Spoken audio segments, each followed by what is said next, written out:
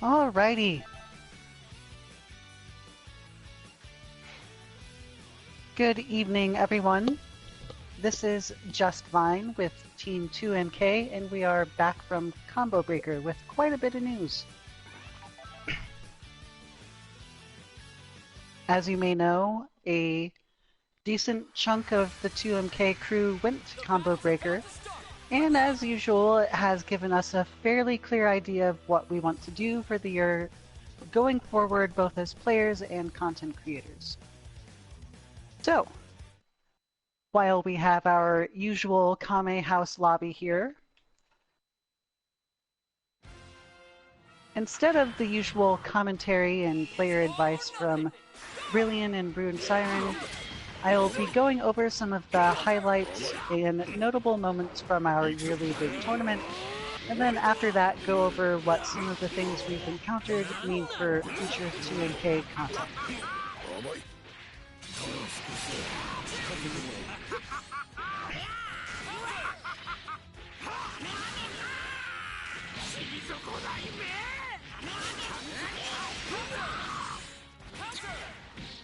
So, Amara had quite a bit of stuff that happened during her Combo Breaker. She had a lot of personal growth and considerations that occurred. For example, she fought Tokido, she played lots of different fighting games, but mostly Street Fighter and Guilty Gear. So, Amara's own tournament experience had her with her recent addition of Abigail to her roster, which has contributed to a lot more fun on her part, and a lot of expanded understanding about what she enjoys in fighting games as a fighter and a person. She was able to defeat her first opponent in Street Fighter pools, allowing her the opportunity to go against Tokido himself. So that was pretty cool. The games against Tokido were, in her words, probably the most fun I've ever had in fighting games ever. Possibly one of the more interesting things for Amara was that Tokido shifted the game pretty early on to the quote-unquote next level after the first round, which Amara had taken, and shifted him to fighting her as a person rather than just the Abigail versus Akuma matchup. This gave her a window into how exactly high fighting games can be taken to for her, and gave her a lot to think about in regards to what she actually desires from them. So overall, she had a lot of fun, and if she had slightly better execution, she would even have managed to take an entire game off Tokido. I believe it was something around the lines of they both had a game up, and she had a combo which at the very end would have taken the game if completed correctly. So, that was pretty hype for her and very neat to watch. It definitely inspired her to resolve herself to continue with and improve her Abigail.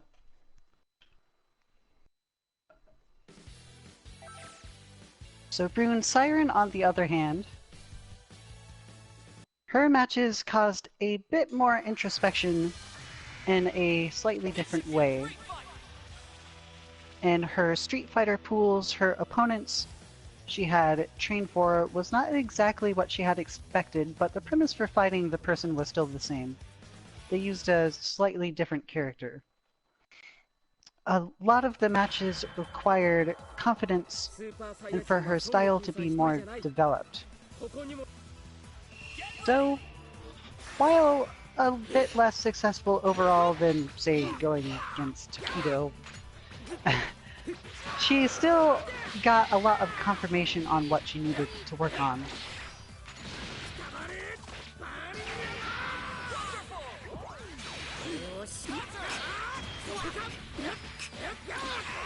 A lot of the stuff about confidence, about trying to not autopilot so much as follow your own plan, definitely were apparent in how they would have improved her matches overall.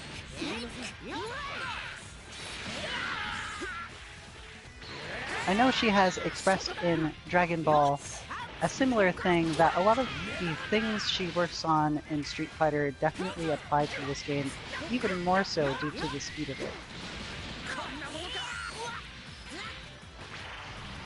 So overall, both her tournament matches and casuals were a confirmation that she is heading in the right direction overall with her training, and that the targets are more or less clear in already stuff she's been working on. So it was less so that she didn't work on the things she needed to do so much as she just needed a lot more work, and honestly, confidence is a really tough thing to work on in fighting games, so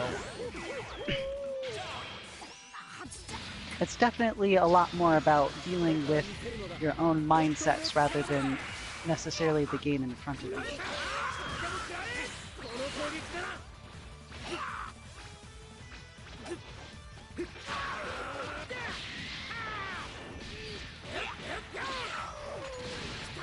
Omni Rabbit himself had quite a bit of success at his tournament experience. The two main people who ended up taking him out in the Street Fighter pool he was in was Hurricane, who was in EU Kame, who he had a lot of fun fighting. It was definitely fun for me to watch as well. I don't think I've seen that much on-point Kame gameplay until fairly recently, honestly. So he had Hurricane and Sherry of the cosplay and esports passport fame and all that sort of stuff. So she played Macaulay, and well, no, it's more like she played herself as through Macaulay, which was sort of a difficult thing for Omni Rabbit to deal with as a whole. But he managed to keep his cool a lot better than he would have a year ago, and managed to actually have a lot of fun. So when you're having fun against a tough opponent who does things that are just beyond your capability, and you manage to keep your own form and plan intact, that definitely counts as a win in my book, as far as your improvement as a person in fighting games.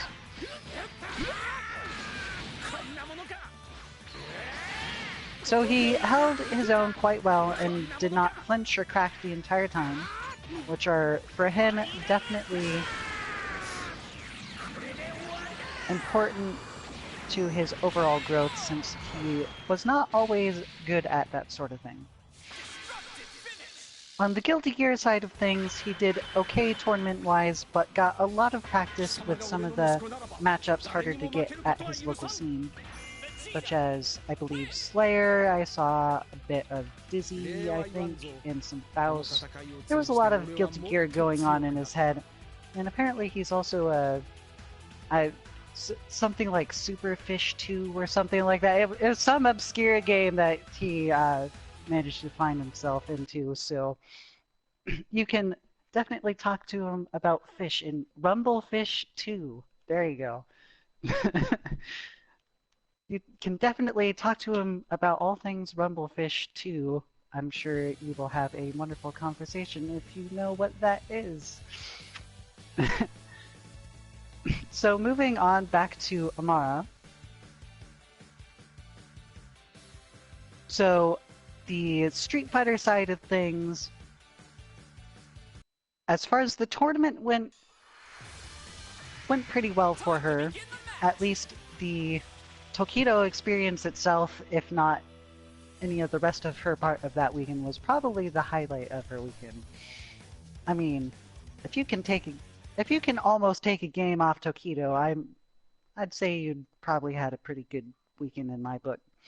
So, as for Guilty Gear, the matches were a bit more frustrating for her overall, and actually sparked her desire to perhaps play more Unist so she could improve her overall fighting game ability, since Unist requires some of the same skills as Guilty Gear, but has a bit less complexity.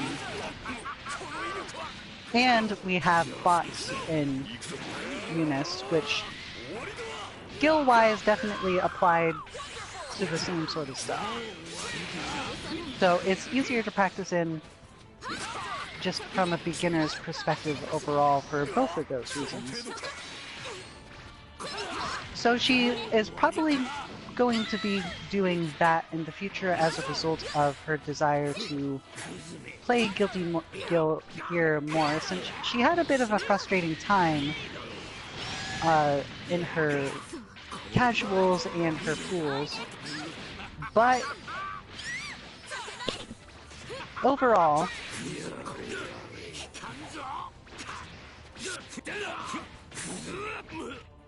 if anything, that probably triggered her to push even more hard at fighting games as a whole. So a lot of her training honestly paid off, even though she had various difficulties, both mindset-wise and just about what she felt towards fighting games.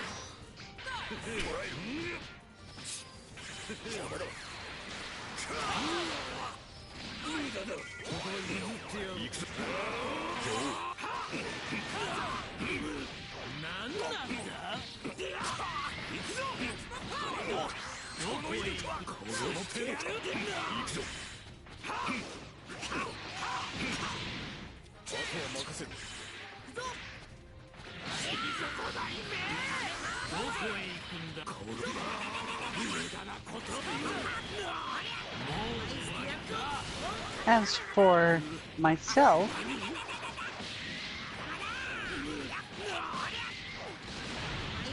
I had a fairly standard experience overall.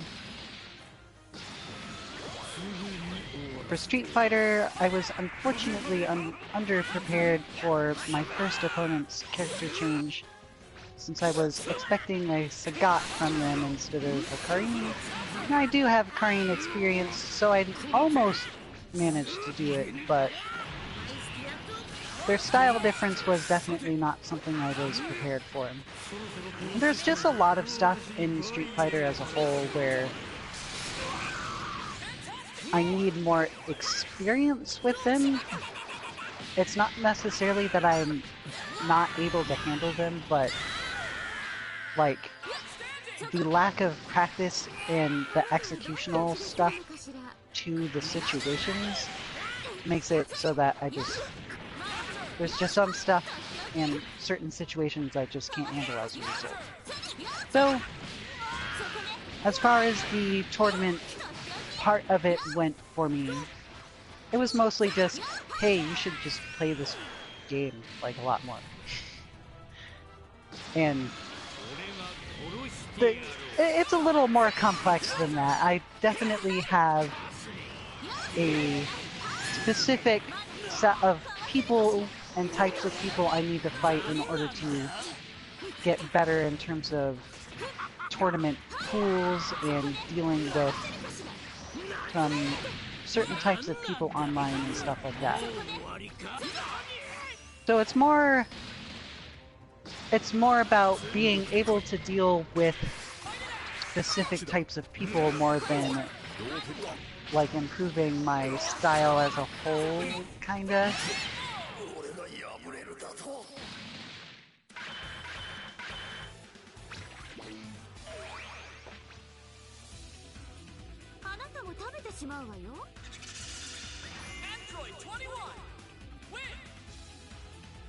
However, all of my preparation was not in vain for Oil King.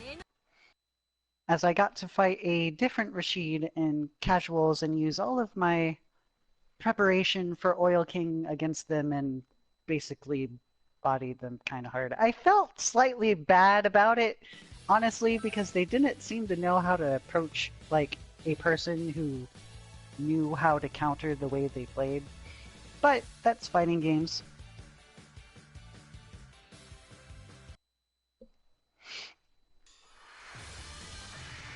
Additionally, in casuals, I got to put my G matchup training to the test with quite a bit of success as well.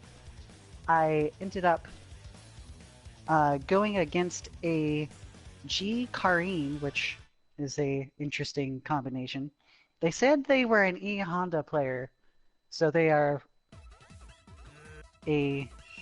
waiting for that sumo butt action. In the meantime, are being presidential and refined. But anyway, I trained really hard on the G matchup since January, honestly, due to the G I lost to at Frosty Faustings, and I could have won against that person if I had a little more training. So it was one of those good moments in fighting games where you face someone who you feel like you could have beat and trained and then were able to, like, finally be able to do something against them. So I did fairly well against their G and forced them to use their main, which was Kame. So I got a bit more Kame practice, which I definitely lack and need a lot more of. So I was happy that that worked out.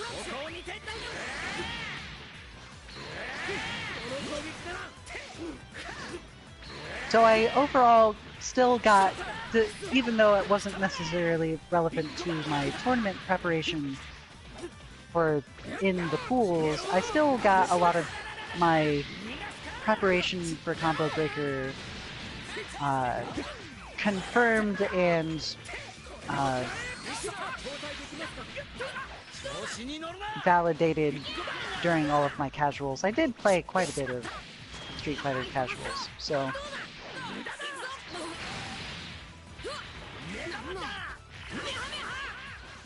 overall, I felt pretty good, and I know what I want to do even better next time, more or less. For Guilty Gear, on the other hand, I did actually have fun in the actual pools part of the tournament. I ended up defeating my second opponent who I had a lot of matchup experience character-wise for. They played Slayer, so thank you, Tsunamida, for giving me all that practice in Tuesday Train. And one I have much less for, but I am still very grateful for, again, having encountered a Raven in Tuesday Train. I think I would have been a little more intimidated had I not. But I didn't really have that much practice against Raven, so the thing that was cool for me anyway was I was able to take the little experience I had against Raven and apply all of my style in Guilty Gear to actually do fairly well against them. They were not the most flashy or toughest of Ravens, but they were still pretty decent and had good pressure. So overall, I felt pretty good about that, and I had a lot of fun.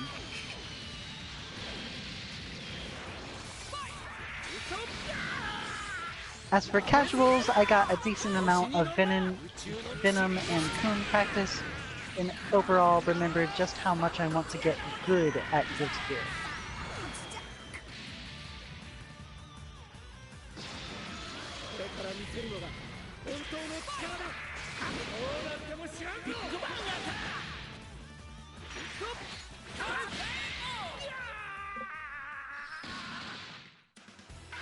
And finally, I played a decent amount of Eunice.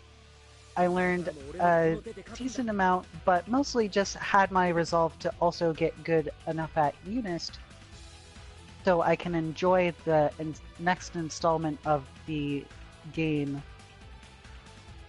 much more. I think us as a team are going to call it unclear, but other people might call it other things. But I am hoping that the next installment of Unist is, well, of Under Night in Birth is something close to what Unist is right now. I enjoy the game quite a bit and have a lot of fun both watching it and playing in it. I just need to do a lot of the normal things that one does when they are getting into a new fighting game. So I'm looking forward to that, and I'm also, like Amara, hoping it further increases my ability to get good at Guilty Gear.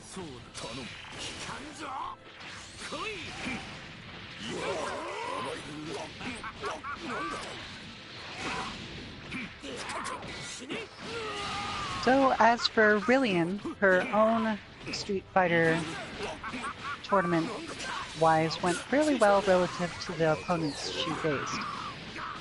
The first two matches were mirror matches, one of which was Filipino Man himself. The Monat vs. Chun-Li match that resulted went about as expected. It is a difficult matchup for Chun-Li, which Rillian had anticipated. And later she would end up switching to Bison. In both cases, Rillian's training did not get a whole lot of use matchup-wise, but she managed to hold the mental side of what she had been training on decently well.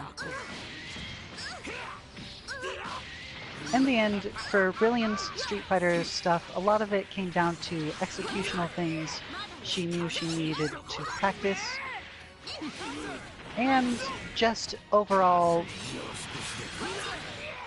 continuing to improve her mindset against certain types of players who don't want to engage her.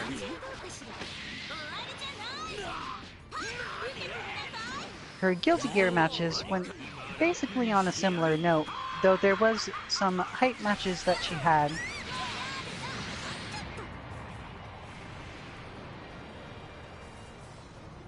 Overall, the conclusion at the end of Rillian's tournament experience was, I need to find time to play more if I'm going to get better.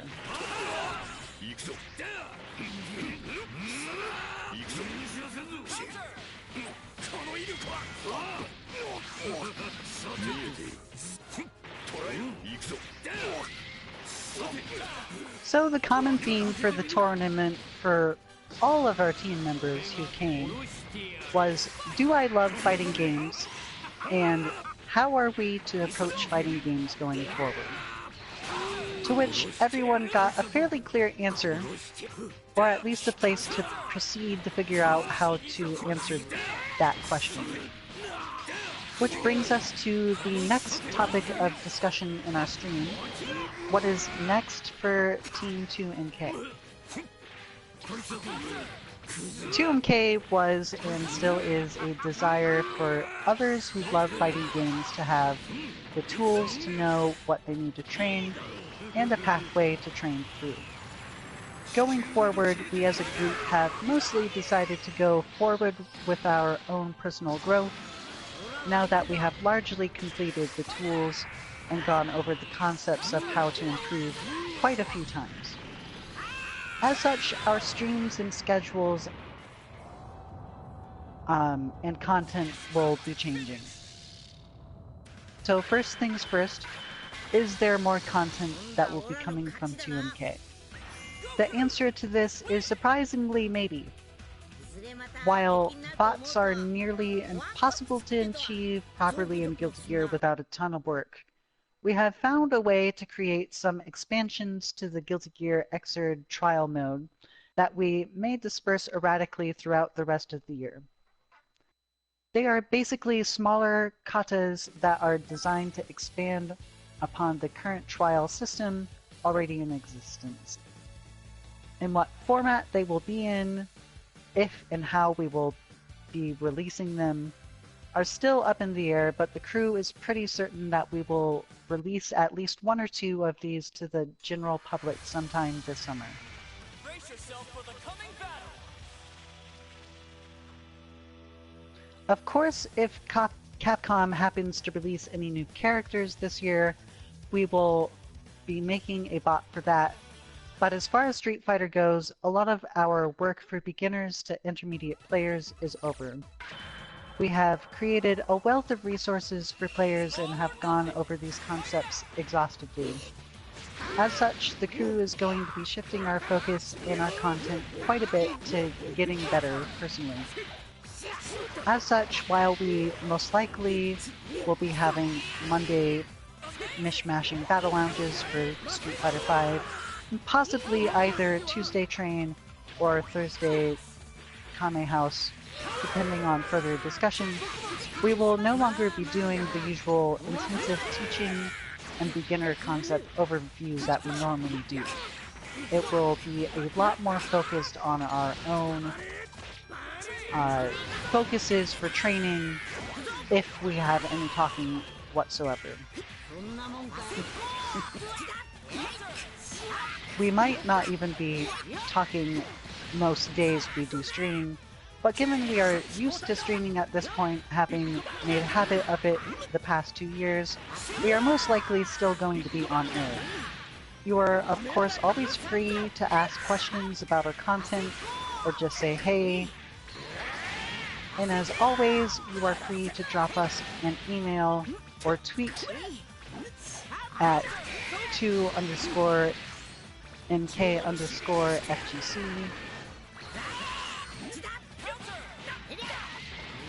So,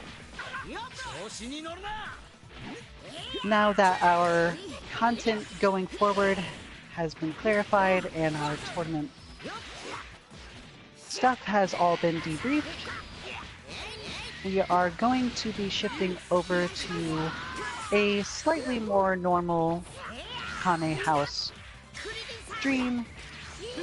It'll probably be quiet for the most part, but Lillian may have a few things to say herself in just a moment. So, eat hard, train hard, rest hard, play hard, all that good stuff.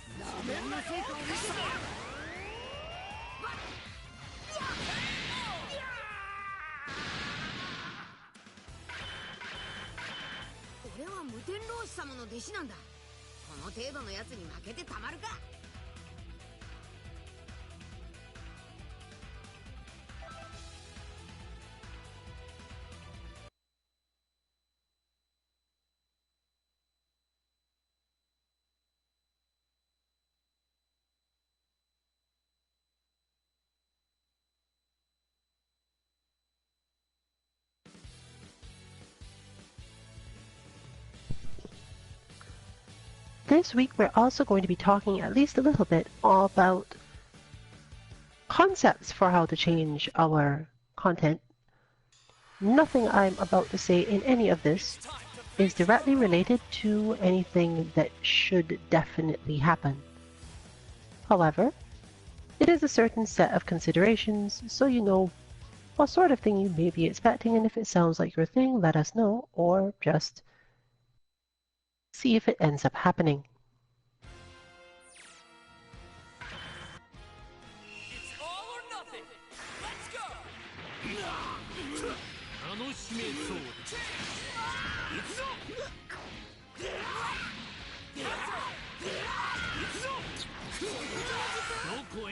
We definitely intend to continue having Kame House lobbies, even though, once again, we don't actually have a lot of plans to enter Dragon Ball FighterZ or even play that much Dragon Ball FighterZ casuals at any given tournament in the near future. As a general thing, the team goes to about 5 to 6 tournaments in a year. We may be expanding this a little bit, but it's very unlikely to be too much.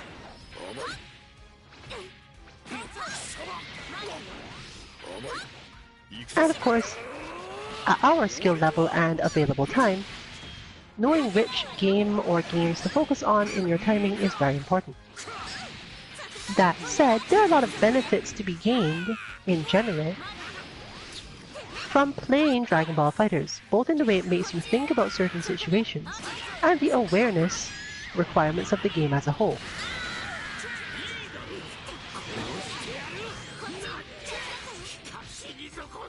Our bots do a good job of setting up this sort of requirement and situation, meaning that it's relatively easy to train certain things in this game. And since it's not terribly difficult to get to basic proficiency once you've got that base, a lot of what we do in Kame House lobbies and in general playing this game is about trying to reach that point of basic proficiency and confidence.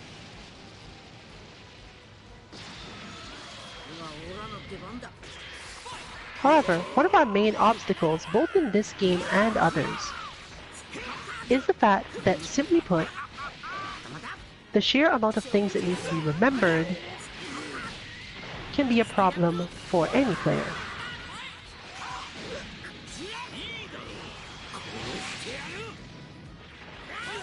Dragon Ball FighterZ is not necessarily unique, but very important in this way because of the number of different matchups and matchup-related tactical situations that you have to understand in order to be effective.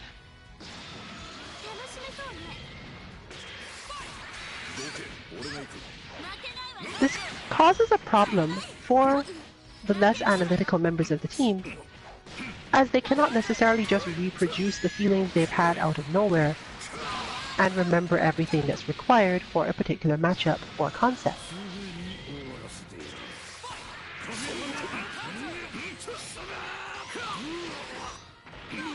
Absorbing verbal information while fighting can be very difficult.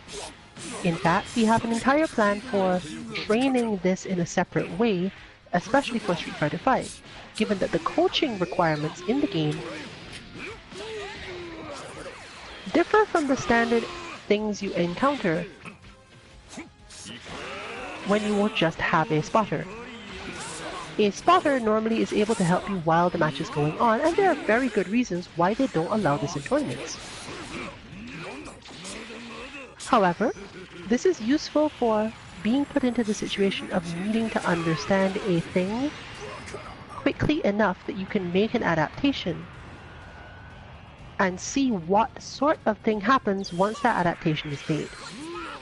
This is important for a lot of things you learn early on in fighting games, but it doesn't necessarily matter as much for personal game plans once you've reached a certain level of growth.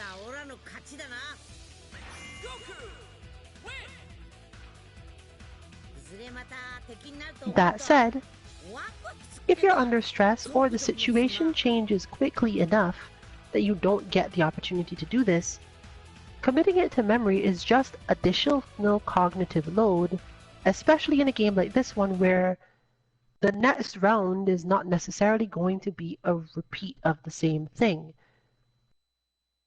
Technically, there is functionally no next round. In a game like Street Fighter or Unist, if you lose round 1, round 2 begins with the same 2 characters, and at worst there's a difference in meter. You still have a little moment to breathe and fix the problem, or think about what it was that was being talked about, especially with a spotter. In this game, it is necessary that you do it all while playing, and that can be really difficult. Committing those things to memory, though, while it's going on, can be hard, so what we expect to be doing is to shift from talking in this stream, since we will no longer be as focused on teaching basic concepts of the game and more likely very heavily dedicated to both player matchups and personal applications of style. The reminders and analytical parts are very likely to be put into stream chat itself, leaving the stream much quieter.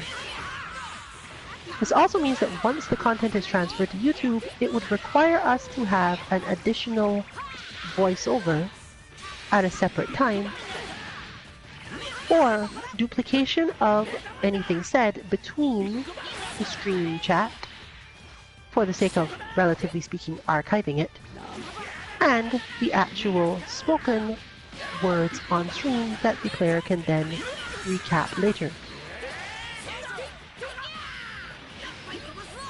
This is mostly due to a time constraint. As noted before, we really only spend this period of time per week on this game. But the result of this is obvious. If you don't have that much time to train, or you don't remember every piece of it, you're going to need some reference material to check in between. And when your analyst is talking about someone else's match and can't be directly asked, this is not something you can easily do. Putting it in stream chat would allow the player mostly to take a look back at what was said, removing at least one of the obstacles. The other is much more difficult, specifically that in a game this fast-paced, remembering what happened can be just as difficult. But at least some recollection of this is helpful, and therefore we expect to be making this change in multiple games that we actually show. What happens with these two? Apparently that.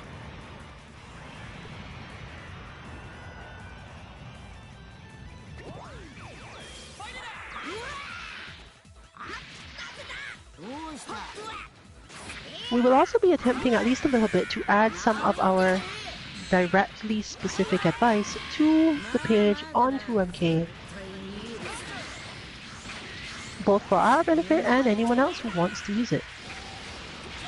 But it won't require rewatching older streams unless you specifically want to have the visual to go with it.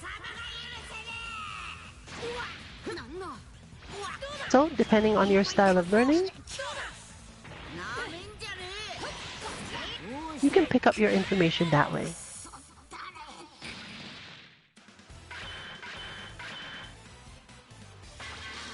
So for now, that covers our main plans for this game. And in a few moments, I'll move on to talking about the next.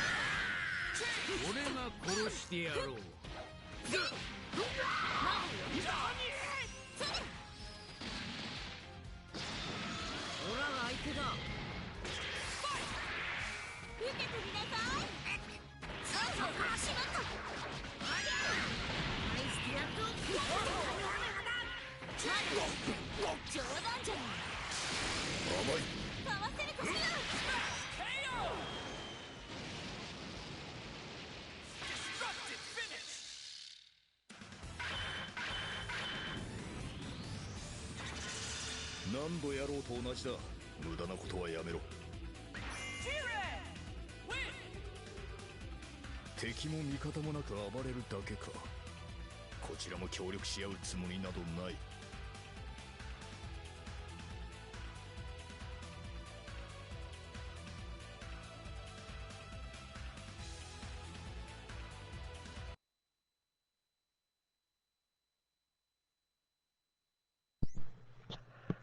As mentioned by Just Vine,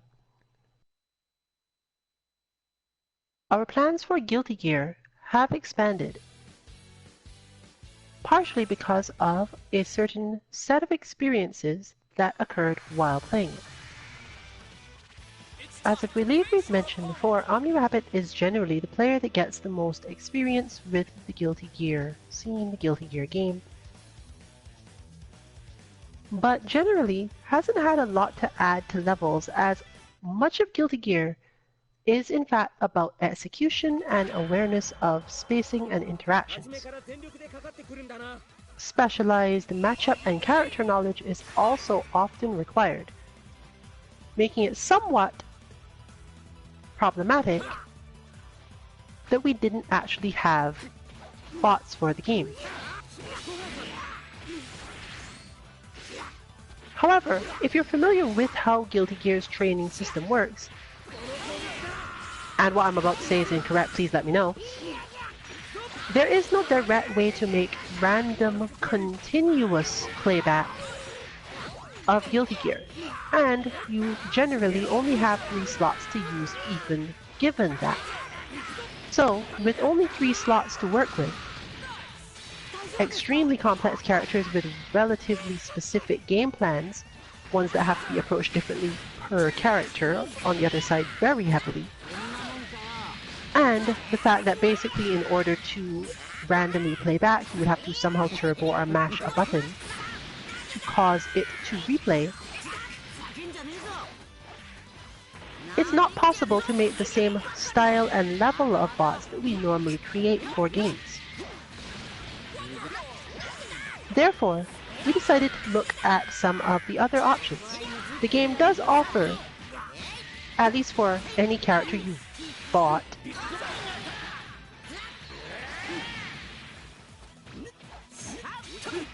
one or two matchup specific trials to teach you a couple of things about them.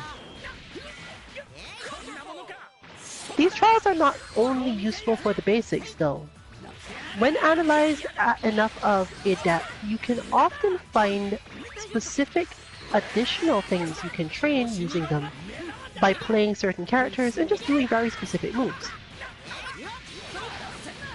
While these things will not necessarily raise most of your skills, Guilty Gear is also a game where the player versus player matchup and related skills in that form are really important.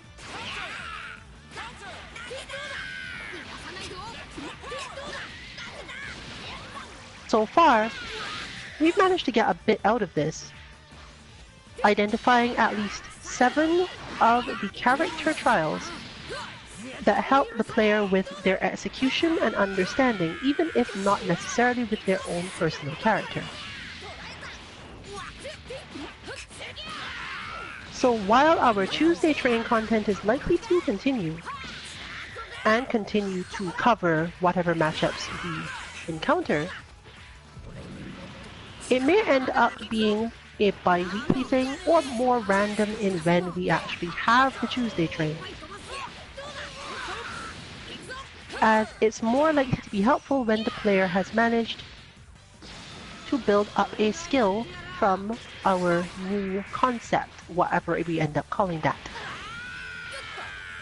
They're very simple, and it's likely that they'll all be shown off and released at once when we finalize them, or like 6 at a time maybe.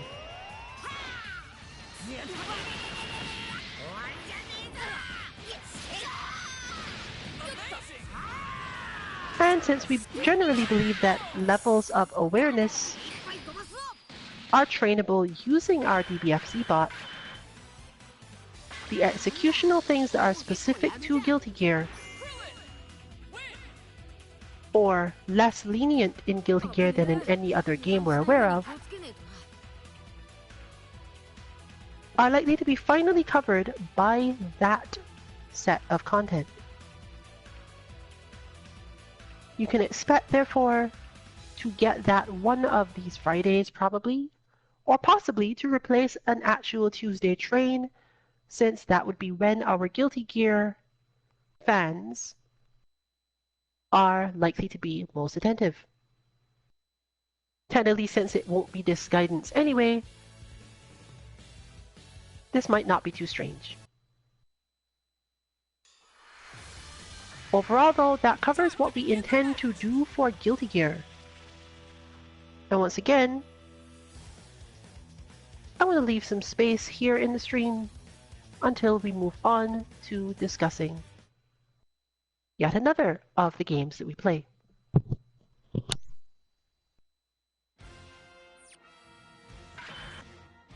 Get ready.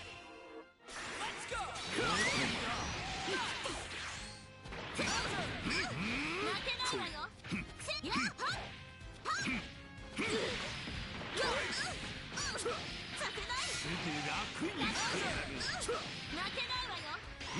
行くぞ。終わりだわ。楽しめそう楽に捕らえよう。なんなんだ。行くぞ。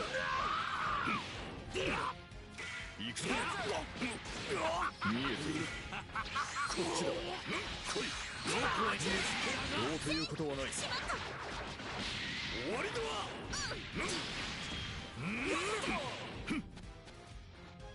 孫悟空。その程度か。そこでやつよ。これでそこでこれで捕らえ。くらえ。落ちろ。その程度か。頼む。捕らえ。邪魔だ。捕らえ。行くぞ。邪魔だ。こっちだ。捕らえ。カメハメハ。捕らえ。いややもったか。どうということはない。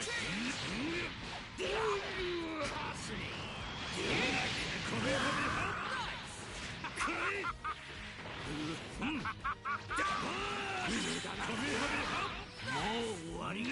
大丈夫か。時間ぞ。さて殺す。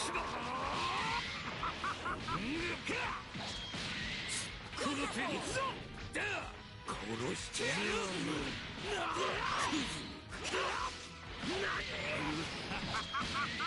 殺して終わりか。プレゼントだ。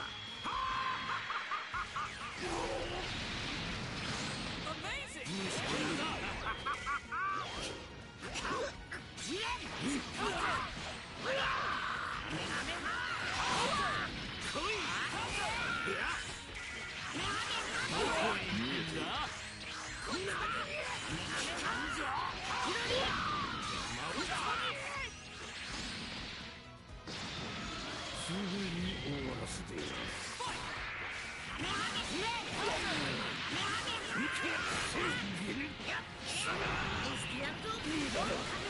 カメハメハ。どうしてか。そろそろこいつはどうぞ。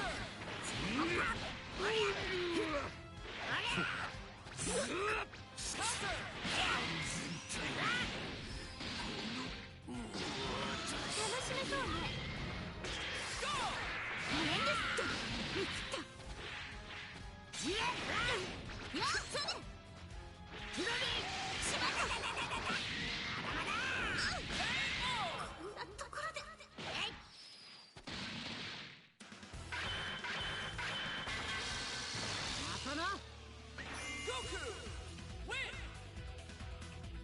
いずれまた敵になると思うとワクワクするけどゾクゾクもすんな。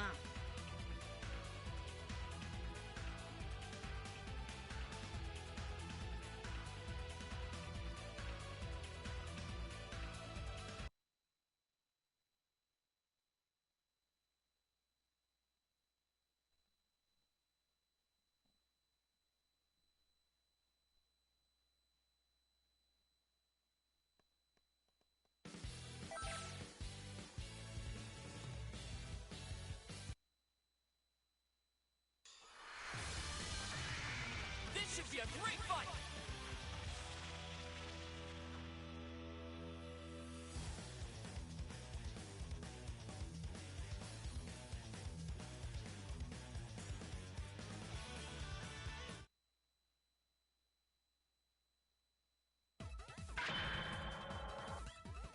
Ready?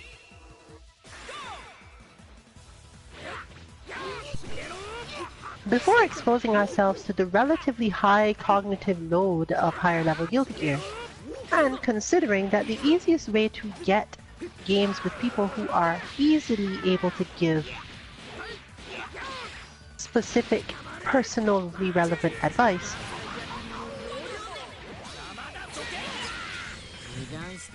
we intend to go through a game with a bit less of a matchup related or certain execution barrier putting you on tilt sort of thing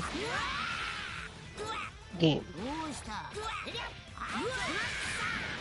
And I'm of course talking about Under Night in Birth. Whether or not it will be the current version or the next is unclear. But either way, we intend to use that game to teach a very specific final 2MK topic. This game is also useful for it, but it has a little bit too much going on, and Guilty Gear, it's a little bit too hard to see the thing in question, especially if you're not that experienced with a given character or set of abilities. We're referring to a specific type of reaction in something akin to footsies, where one repositions the enemy primarily by launching an attack that isn't intended to hit, or by escaping from their pressure with a movement ability. But because it was still technically their turn, it's not your turn to attack, it's your turn to defend yourself. Sometimes you can use a defensive move to hit them, but the idea is the same. You got out of their pressure in some way. It became their turn because just the method you used to get out did not make it your turn. But all of the actions they can take, you can now counter. It's at worst a mix-up. And depending on your opponent, this may be a mix-up quite heavily in your favor, both on a personal level and with the matchup. But if they were to not chase you and just block, you would have no options. It's very important to recognize when this is going on and what you can do about it, as it's super frustrating, especially rhythm-wise, to end up having to defend for a long time, getting stressed out because you've been under pressure for like 12 seconds. Finally get away, and then end up right back in it because you went for an attack that you shouldn't have gone for yet. This is less of a thing in Street Fighter most of the time, as it's a lot clearer how that interaction will go due to less weirdness in the air. Most characters, other than Dalsim for example, cannot actually float and stay there. Even if they alter the speed at which they're coming down, they're still coming down, and the number of movement abilities and options you have on most characters for getting out of situations is a little bit more limited.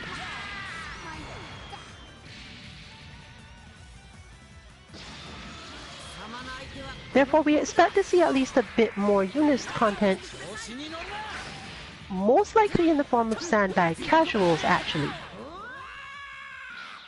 as it will be much easier to have this focused on one player at a time, going through the gauntlet of online opponents in unfamiliar situations, as scrambles and unfamiliar situations are where this shows up the most and is often the most stressful.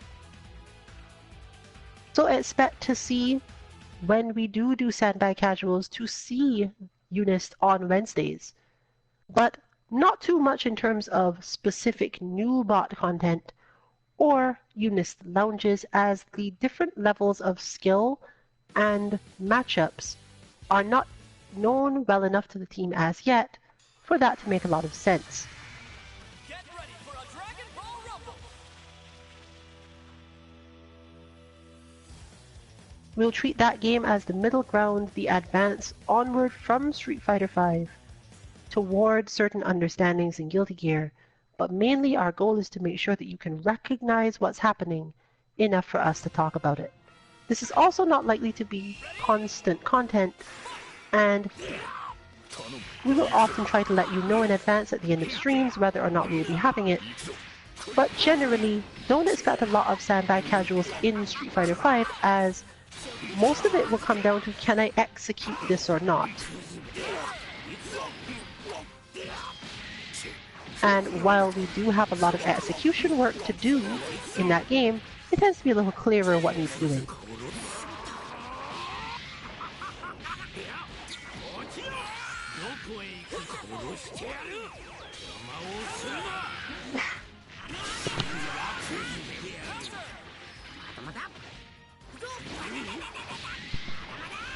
Regarding our plans for Street Fighter V related content itself, once again, I'll talk about that in a few more minutes.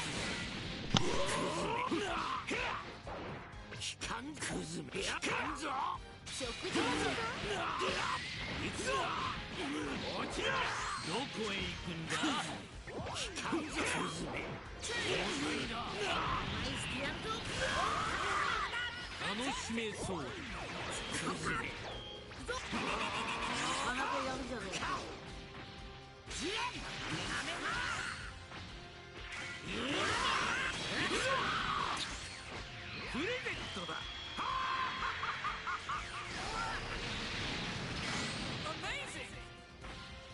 Counter!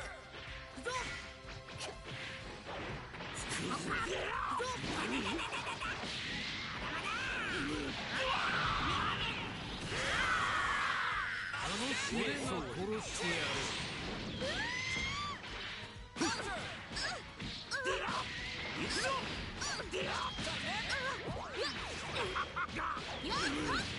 なたはどんな味がするのかしら。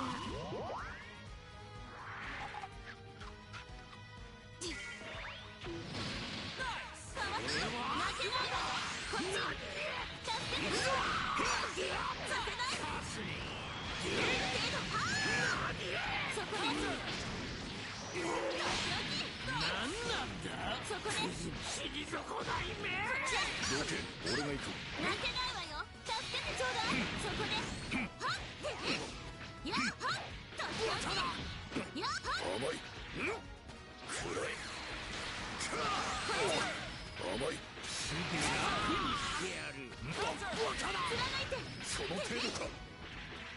させない。暗い。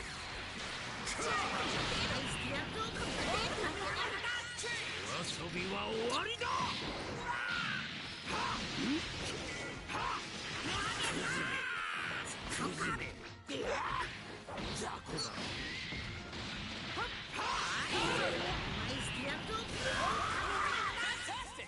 どけ、俺が行く。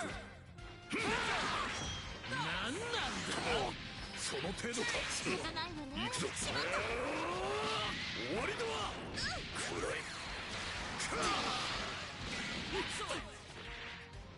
頼む。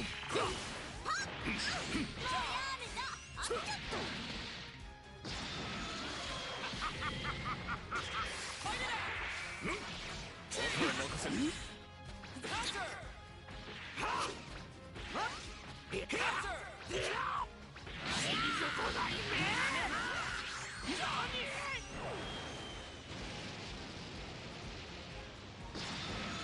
そう、ショーの始まりだ。茶番は終わりだ。ここだ。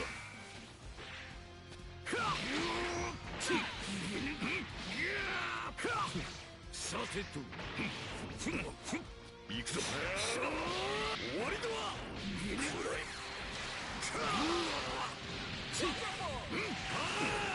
捕らえる。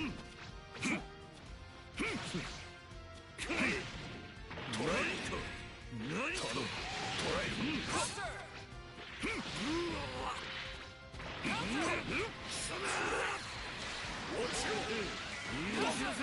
どうということはない。行くぞ。行くぞ。こいつはどうだ。バカな。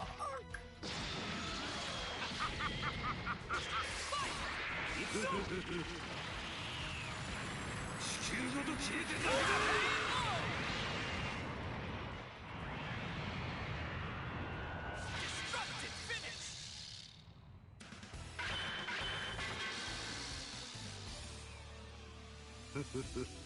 暇つぶしにはなったな。もう少し楽しませてくれると思ったが見込み違いだったようだな。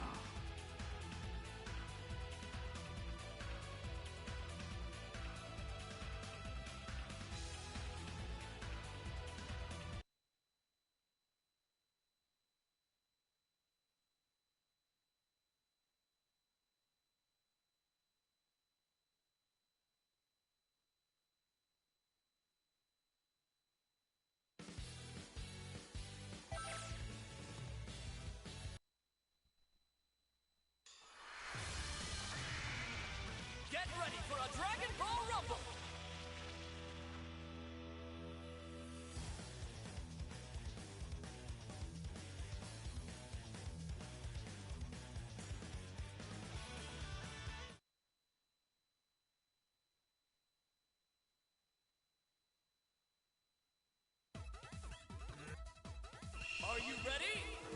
Let's go! 甘い甘い Counter! やったしめろしめろ魔戦場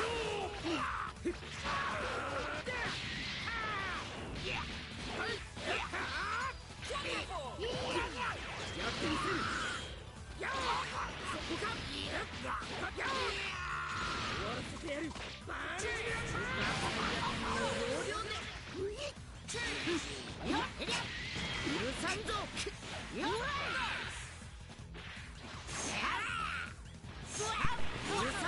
Our upcoming Street Fighter V content is very likely to be focused around any new bots that appear due to any character releases that come about, or other sources of bots. For example, we often develop specific ones to emulate particular parts of a player's fighting style. This was most recently seen, in fact, with the development of a new Rashid bot in order to help Justified herself work on the way that Oil King plays.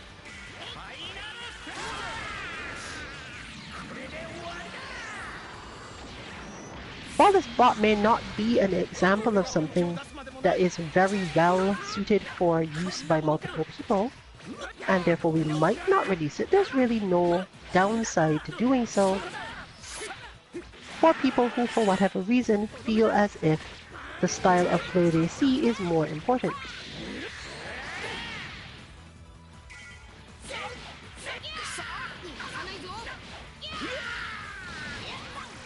We do still have a couple of other bots in the works for similar purposes though, and you may get to see some of them released as 2.0 versions.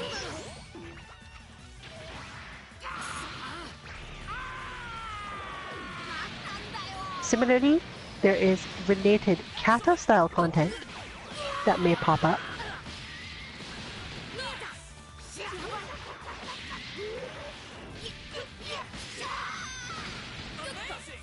And of course, as mentioned, new bot releases for altogether new characters should always be expected.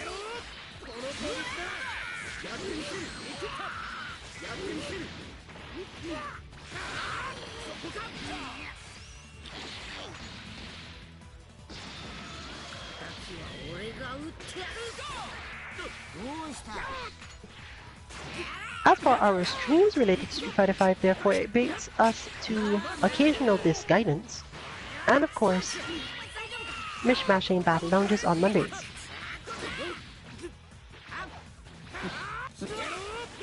While it is possible that we will sometimes see sandbag casuals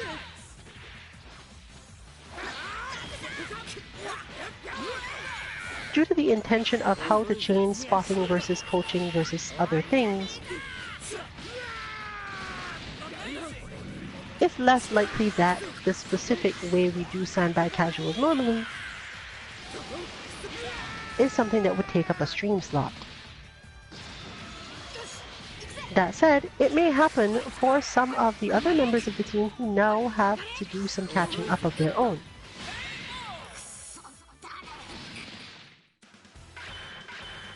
So when Unist isn't the sandbag, you can sometimes expect there to be Street Fighter V. But generally, our SF5 content will be limited to the battle lounges, and even those may drop off after a certain type of shift toward the middle of the year.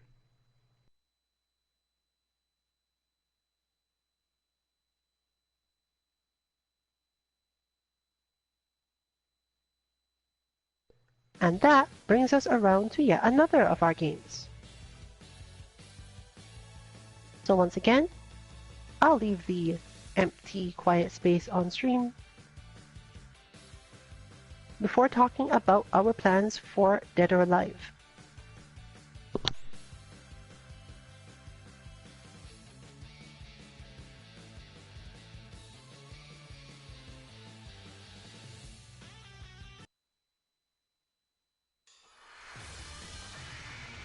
The outcome of this fight is anybody's guess.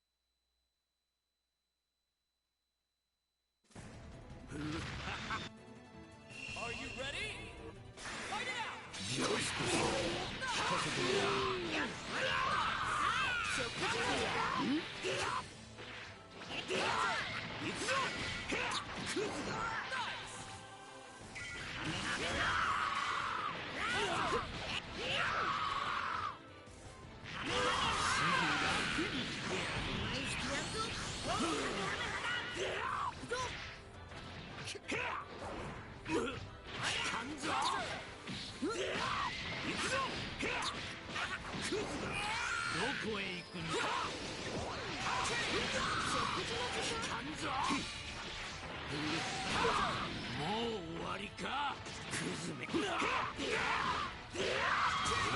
だまだよっ撃ってくりなさいとどめ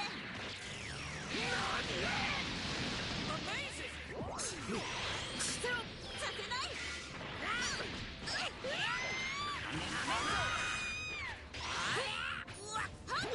タッグをやるわね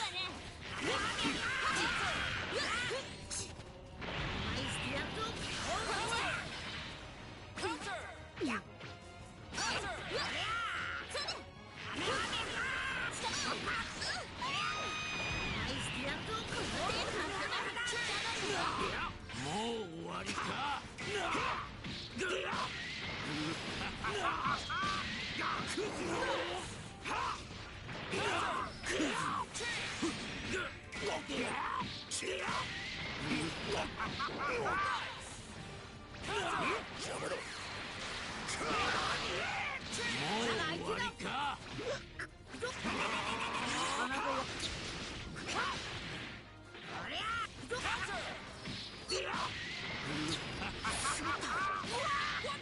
どけ、俺が行く。行くぞ。終わりだわ。くらえ。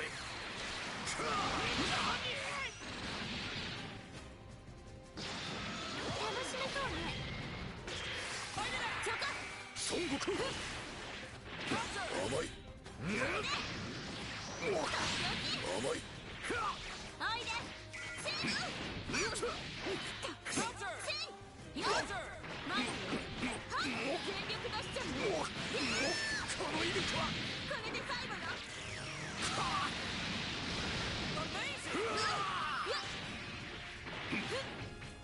なんですって行くぞ。見せてあげる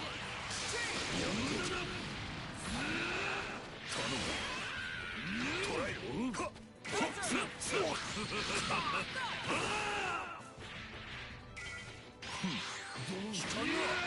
そこか。捕らえろ。くらえ。わしの叱ったのくらえ。孫悟空。行くぞ。バカな。俺らが相手だスピードには自信があるんだ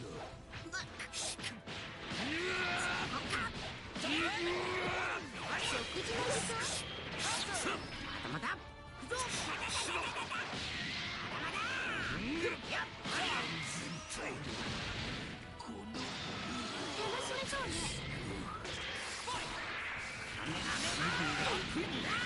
よっはっ覚悟のお味はどうかしら終わりじゃないせん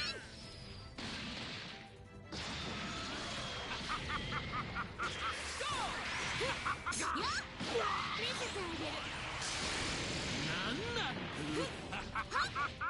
味はどうだなこいつぞ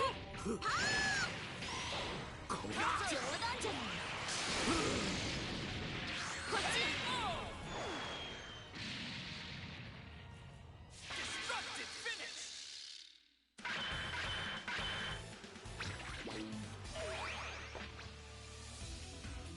挑んできたあなたが悪いのよ Android 21 win 私の大事なおやつの時間邪魔しないでよね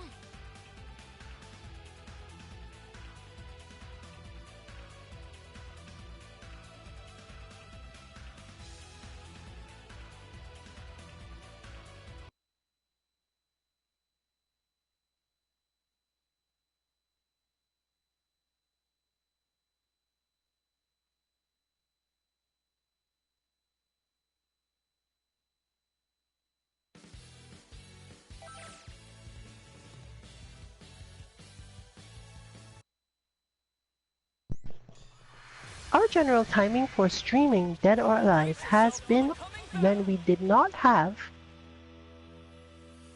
any specific content for Friday, but still fully intended to have a Friday stream, just to cover something else or keep sharp in something. スーパーサイヤ Get ready! Fight it out! これでも食らえ行くぞ Dead or Alive is at the moment the only 3D game we play. We tried out Soul Calibur, nothing wrong with it whatsoever, just haven't managed to get into it and don't have any direct plans to. 甘い As a whole, the team doesn't seem too fond of Tekken for various reasons, and we will probably never be specifically pursuing that as content. Similarly for Injustice and Mortal Kombat, at least not in the sense of lounges. Lounges require, of course, that you have a relatively large number of people interested,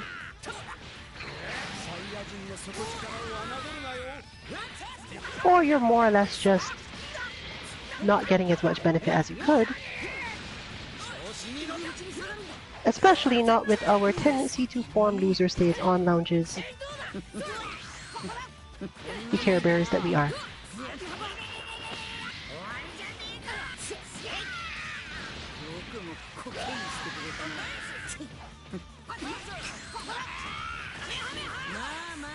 Dead or Alive, therefore, is likely to keep having this space. While we do intend to play it fairly often, it's more so going to be like that for the same reason as before. We don't have bots to give, and therefore you don't get anything but lounges on Fridays. That said, Friday may also simply not be a day where streaming happens, as is also the day for the New England local, and quite often you'd therefore have less available people. That said, the entire team does not reside in one place as yet, and therefore there will always be at least some possibility of a Dead or Alive lounge or some related content. Another potential thing to show up on Fridays is the equivalent of Variety Hour, and this week, depending on what is allowed in terms of streaming or not, we in fact may have some Grand Blue Fantasy versus content for you.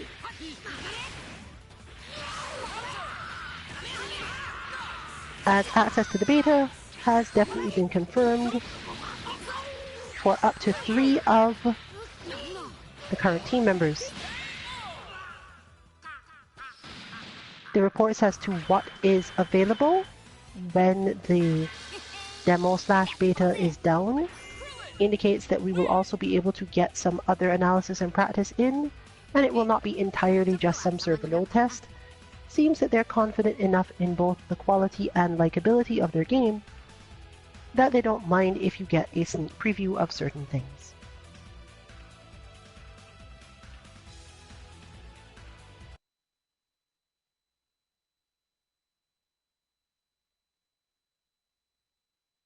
The schedule for this Grand Blue Fantasy demo beta is actually a little bit strange in the sense that it runs from 2 a.m. to 7 a.m. Pacific time on the 31st, that is tomorrow, and then from 6 p.m. to 11 p.m. once again Pacific time, meaning that there's a chance that we will be streaming at an odd time.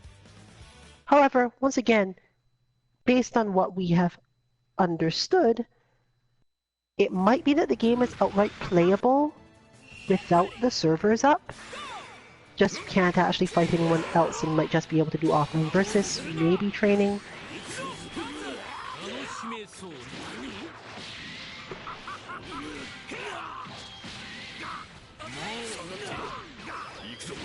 Other timings are, of course, for the weekend itself, and we don't generally stream on weekends, but we have done so before. For this game, for example, and things related to that. In other words, if the game is the type that we feel it's good to show off, add some extra analysis for, and so on,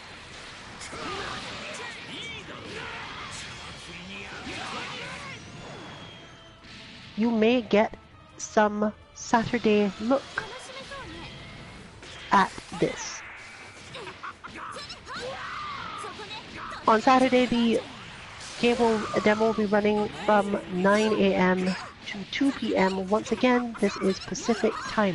そこね打ってくみなさい So for us, noon とどめ until 5 p.m. Eastern. 終わりよ各自練習どうかしら Often when we are doing this, we will split up between team members, どうということはない different people having different perspective and input, and similar. But aside from the variety hour in that regard, there are other games that we like. Yes, we play a lot of fighting games. まだよとっておき This is particularly true when the game is similar enough to another that we like to make it relatively easy to follow or to get into. そこね冗談じゃない So you always have the potential of seeing things like Kohime Enbu, or I have recently been informed, Rumblefish 2. If you want to understand anything about that, please contact OmniRarab only on Twitter. All the rest of us understand about this game is that there are no actual fish involved. At least not that we're aware of.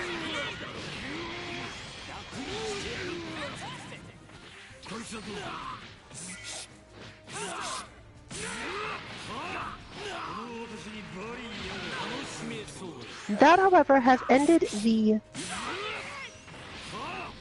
vocal part of tonight's stream. Stream might end early, it might not. There's no direct decision at this time.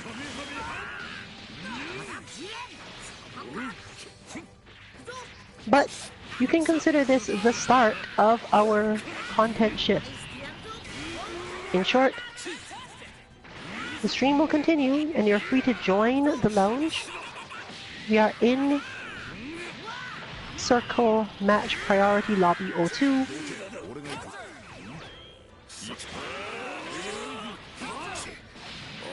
And you are looking for me, Rillian, the red hit outside of Kame House. The passcode is 2717 to join it.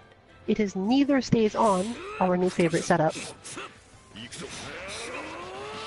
So please be prepared for that if you do want to join us.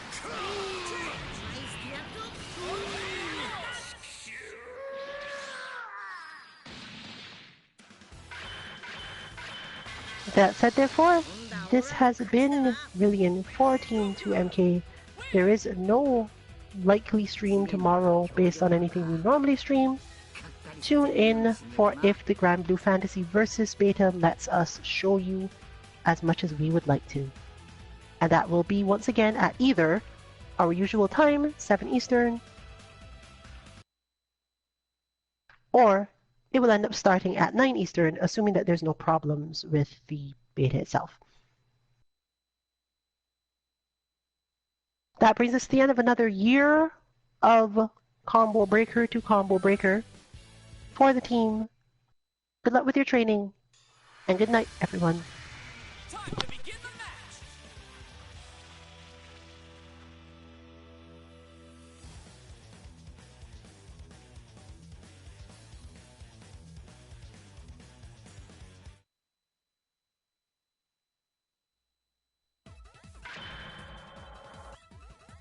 Ready?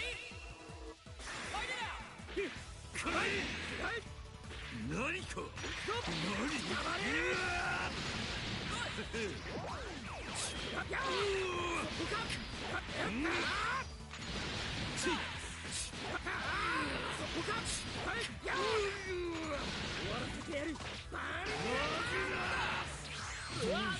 邪魔だ。シェル。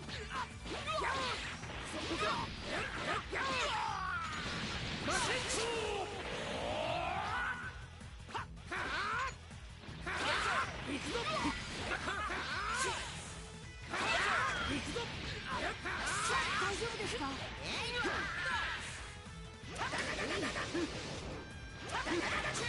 この俺がお父さんだ。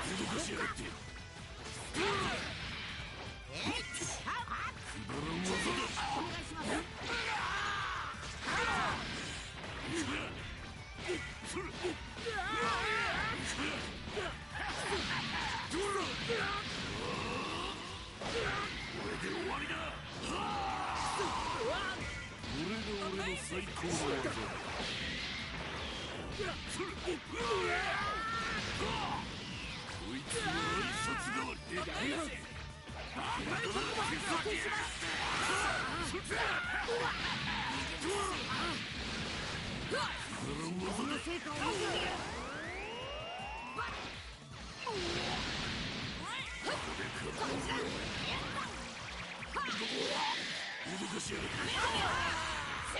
えたぞ。邪魔だ。消えろ。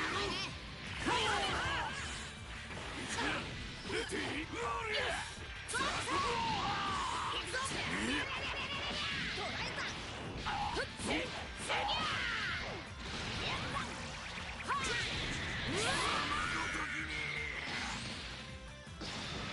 砂を飛ばすこの俺だ。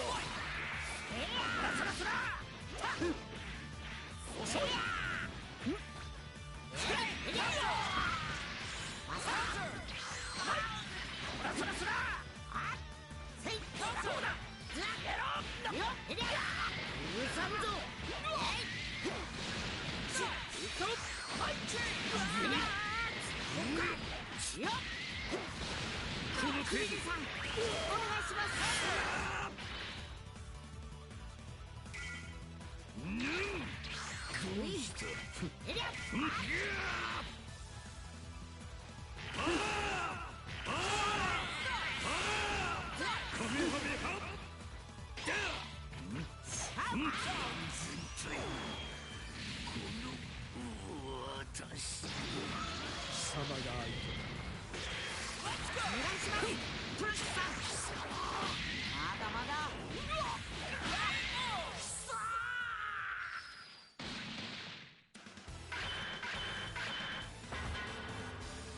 さすがベジータさん、なんて強さだ。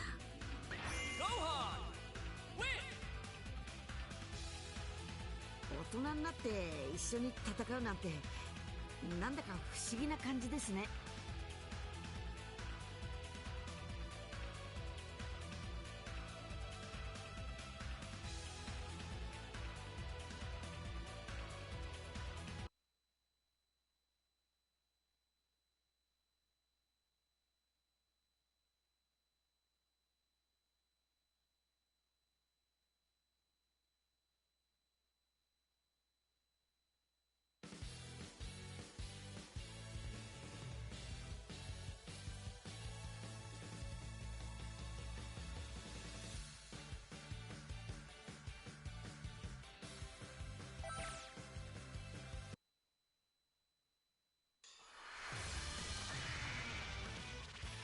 This should be a great fight!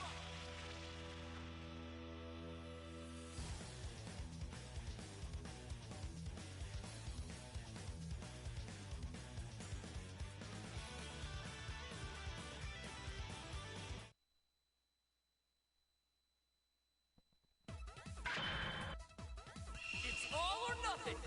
Fight it out!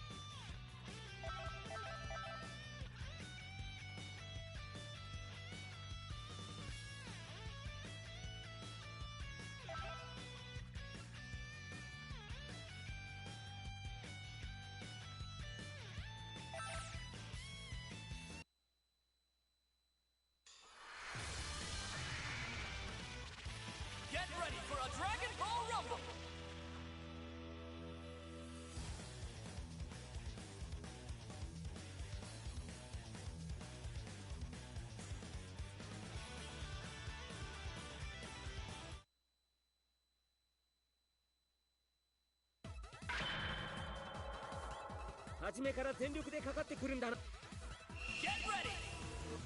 Fight it out! クズめ来たんぞ。雑だ。こいつ来たんぞ。終わらせてやる。バーンなんだ。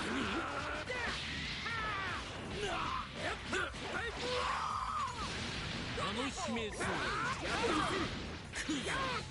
殺す。虫けらが。相手だ。トライザ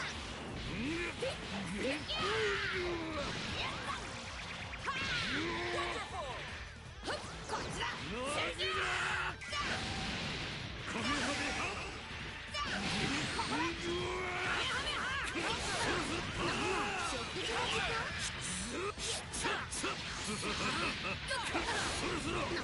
私にバリアを張らせる。まだまだ。それ。どうだ。いっぱい飛ばそう。できや。はあ。本気でこんなことが。えりゃ。そっか。よ。負けないわよ。こっちは。負けない。ちょっと。怪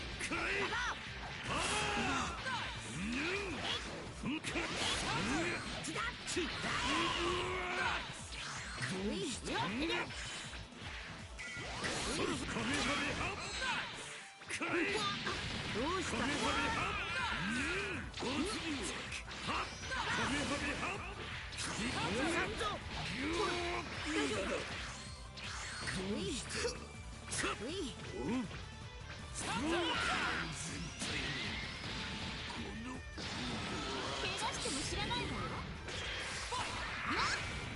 お願いします、トラックさん。それ。どうか。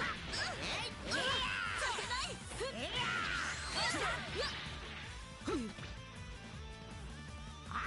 おいで。見せてあげる。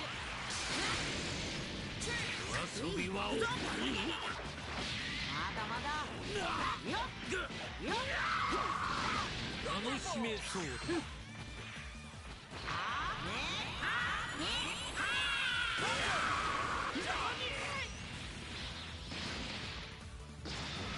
怪我しても知らないわよ。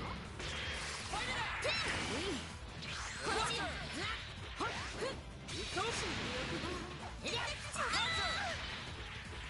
覚悟はいる。大丈夫か。まだよ。終わりよ。これで。こんなところで。そっか。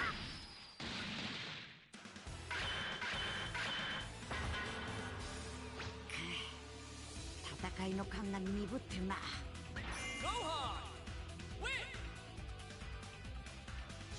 すみません、少しやりすぎてしまったみたいです。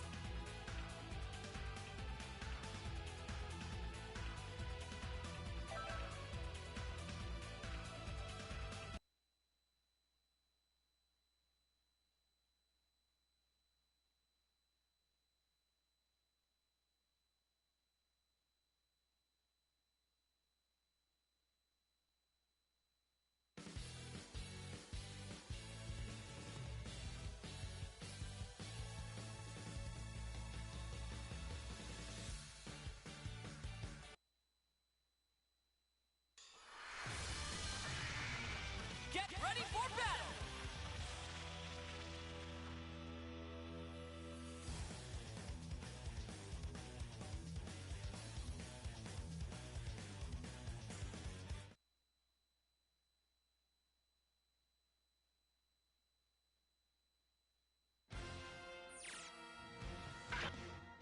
Get ready! Fight! Counter!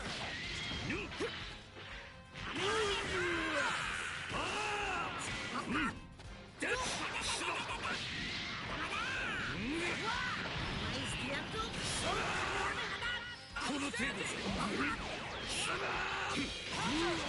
俺が殺してやろう。受けてみろ。さあ Fantastic! この私にバリエーをするとは邪魔をするな。落ちろ。その程度か。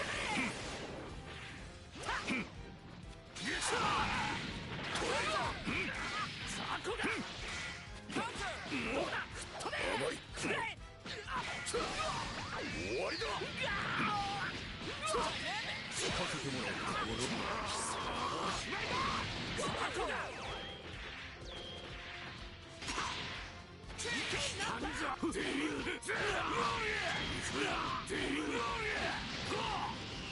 なんだいつぞオ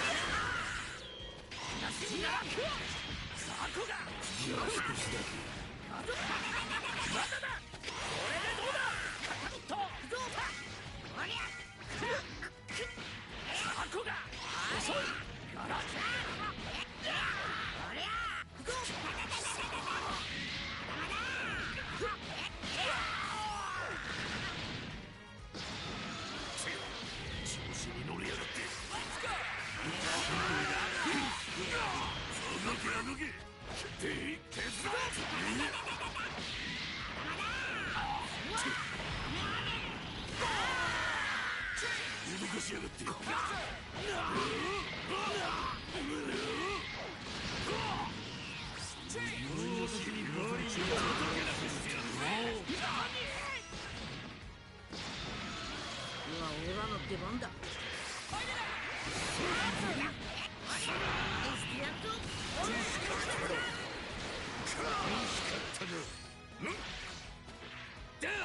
行くぞ。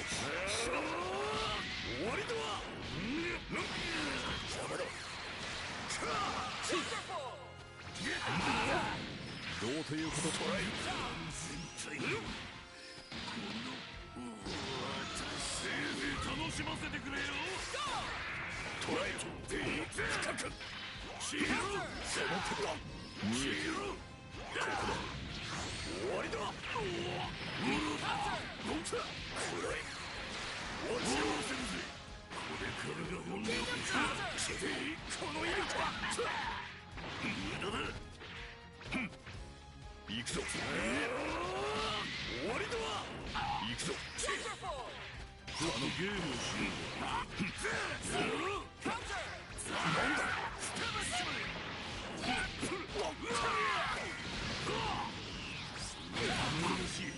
ちょっと叩けなくしてやるぜ。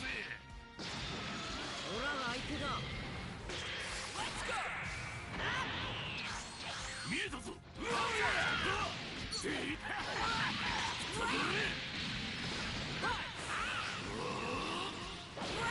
れで終わりだ。食らえ。これが俺の最高の技だ。くだらん技だ。くだらん技だ。くだらん技だ。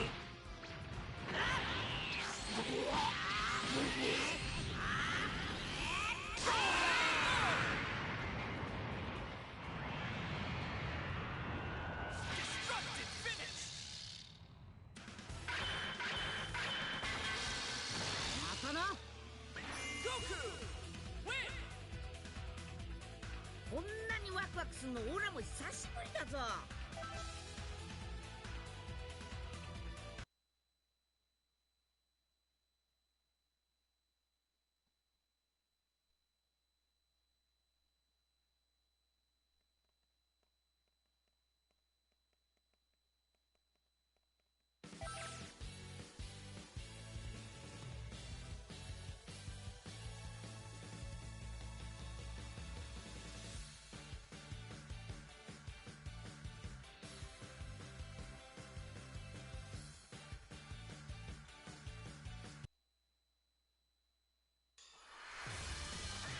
Get ready for a Dragon Ball Rumble!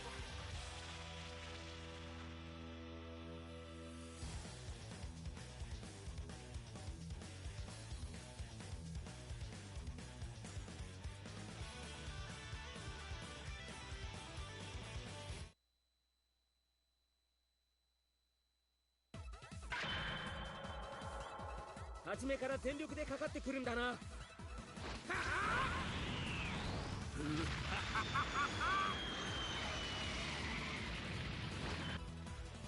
you ready?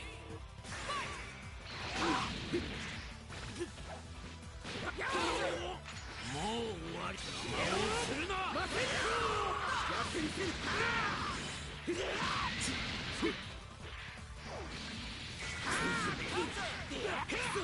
行くぞ。落ちろ。大丈夫ですか？楽しめす。もう終わりか。やるな。食事の時間。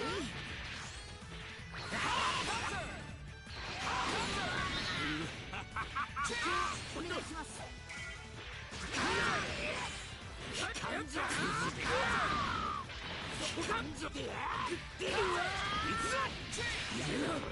これ以上好きにさせんぞ。お前はもう終わりだ。完全に消え去ってしまえ。負けないわよ。こっちよ。しまった。そこか。こっちよ。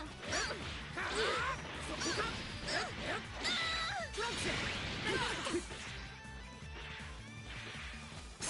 よっちゃね。こっちよ。これで。待て。負けない。よっちゃね。はっ。まだかわせるかしら。切らないすみません。で。削除のお味はどうかしら。終わりじゃない。見えた。少しだ。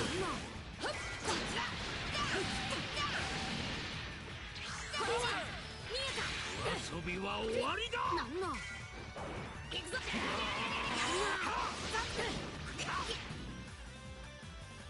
修行の成果を見せてやる。さあ、行くぞ。無駄だ。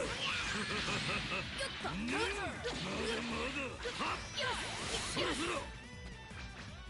スピードには自信があるんだ。いっぱい飛ばすぞ。この程度か。なんの。さあ受けてみろ。逃がさないぞ。人は譲ってやる。行くぞ。僕も加勢します。逃がさないぞ。修行の成果を見せてやる。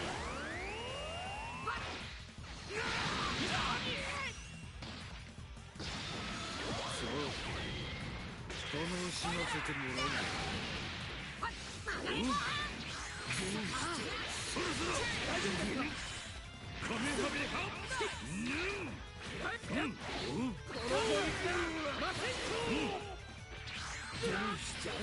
そろそろ。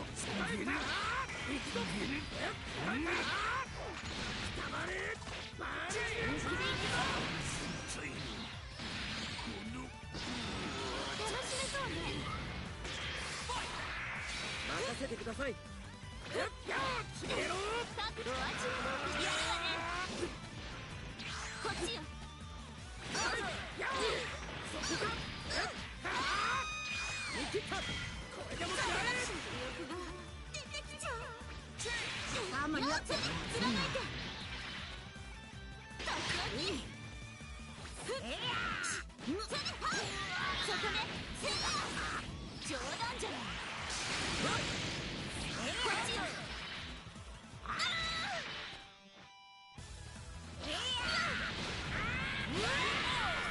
ところで。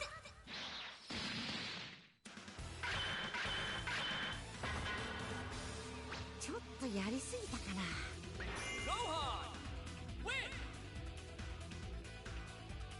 大人になって一緒に戦うなんてなんだか不思議な感じですね。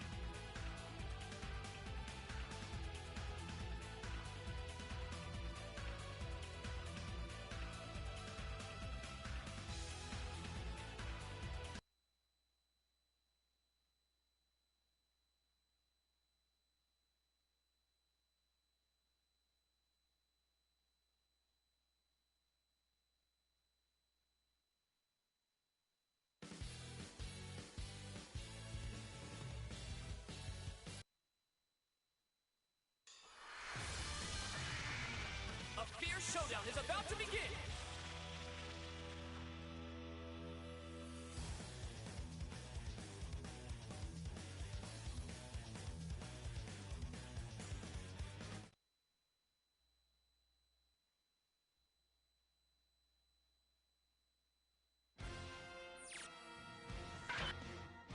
Ready?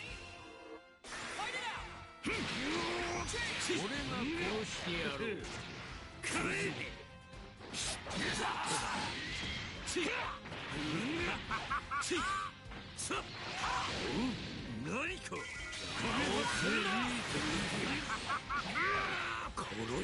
う。何か殺してやる。殺してやる。さてさて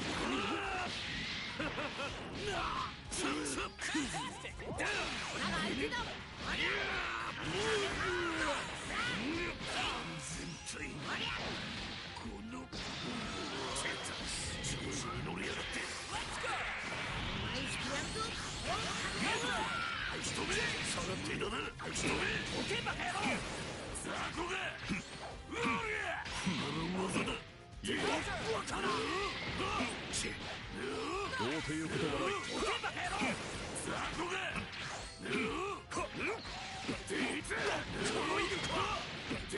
その程度か。逃がさん。甘い人だ。頼む。どうということはない。なんだ。スタバっちまえ。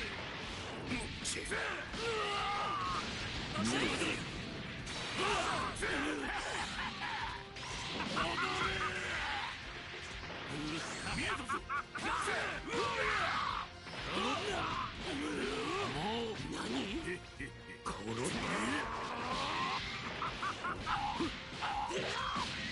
オラが相手だ。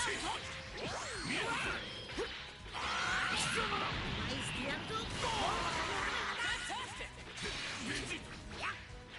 オッケー。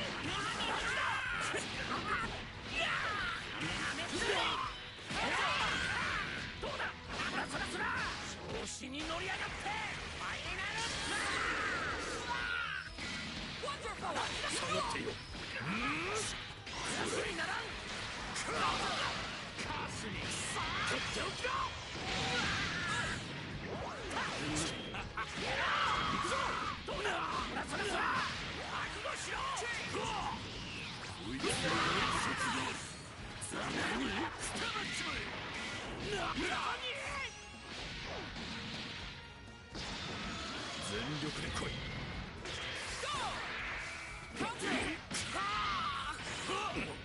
トライ。行くぞ。やめろ。オラが相手だ。見えたぞ。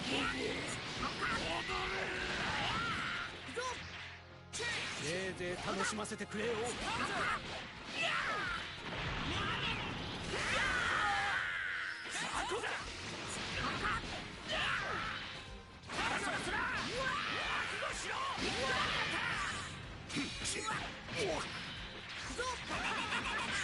ベジータ。これでどうだ。どうだ。ベジータ。ならん。そう受け止める勇気があるか。ファイナル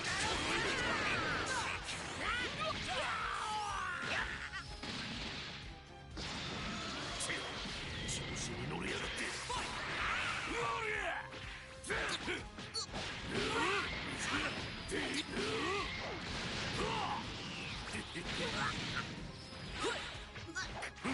目障りだ。茶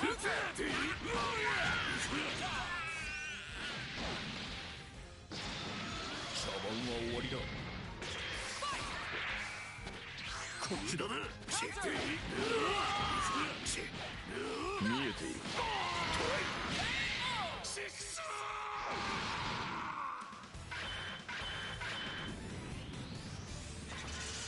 何度やろうと同じだ。無駄なことはやめろ。過去にとらわれて生きてきた俺には誰かとつながりを持つことなどできない。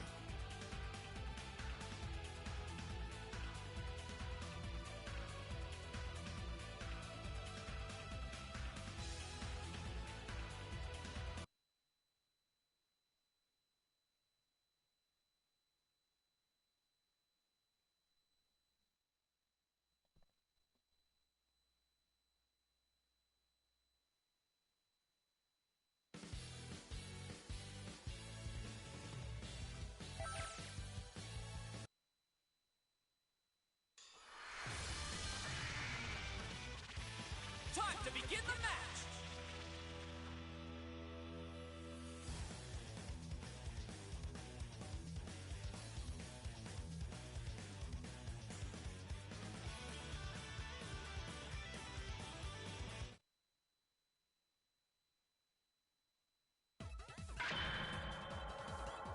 初めから全力でかかってくるんだな。ま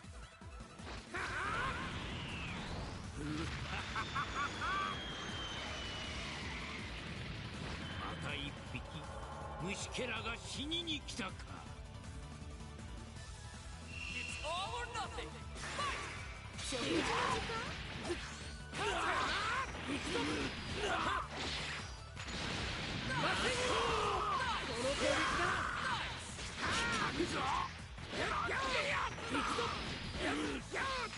楽しめそうだ。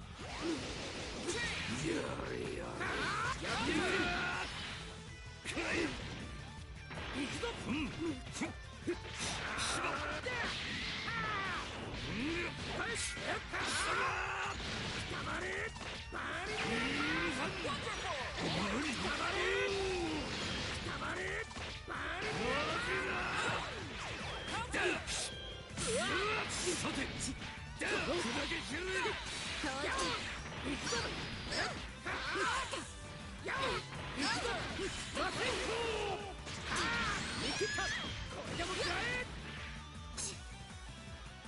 ぐ楽にしてやる。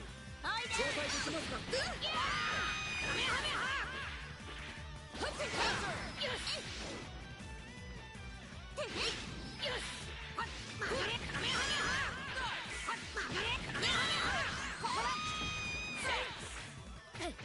なんの白状の味はどうかしら。終わりじゃない。次は受けてみなさい。よっしゃこちら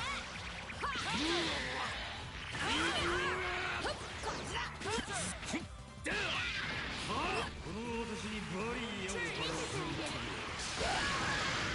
おいでワンツー行くぞ。よしさあ曲がれ。紹介してくれ。パンチ。行くぞ。これで見せてあげる。行くぞこっち。どうした。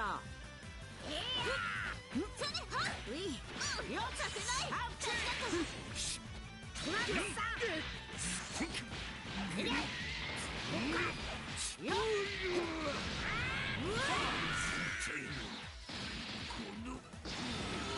めそうね。ドアチューどうかしら。任せるかしら。どうした。ドアチューどうかしら。冗談じゃない。焦ってもこっちだ。ドアチューどうかやるわね。お遊びは終わり。まだまだ。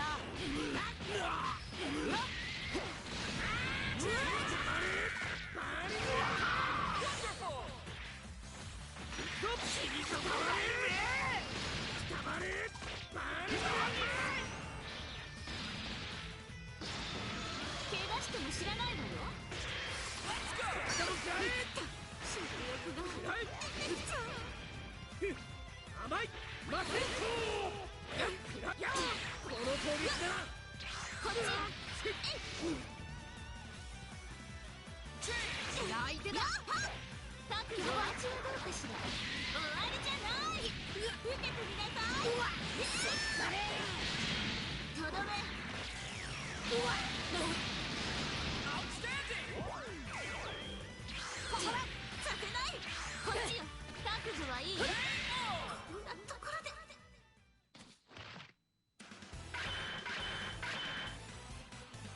お前人造人間なんだな。18号さんの仲間か。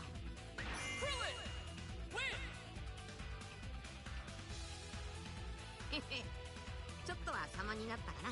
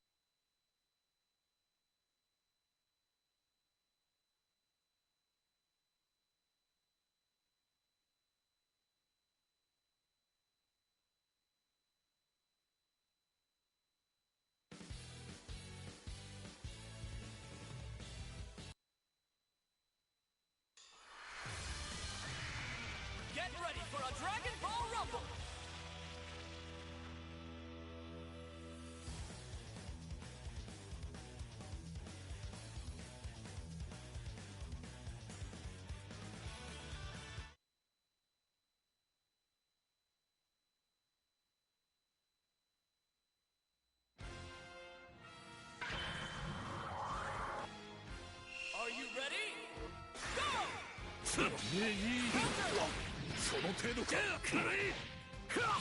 来い。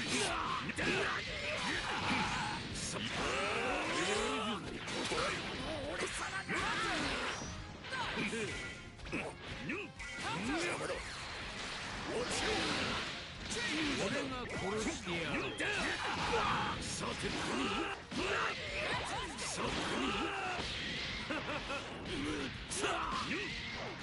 無駄だ。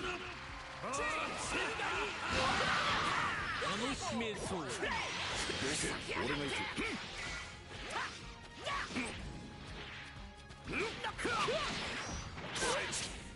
行くぞ。終わりだわ。トライ。雑魚がセルがいい。トライ。行くぞ。行くぞ。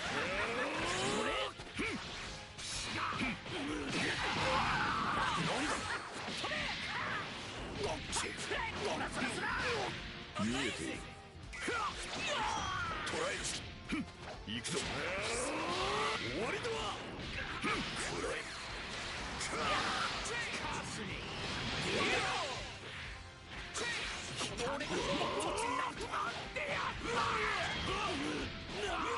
楽しめそうじゃ。動けやる。完全防災だ。どけばやろう。雑魚が。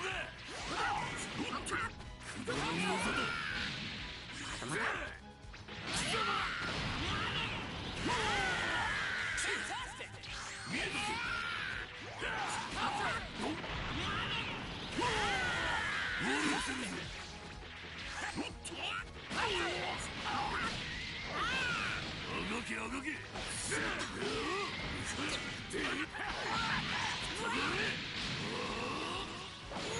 れで終わりだ。食らえ。これで俺の最高の技。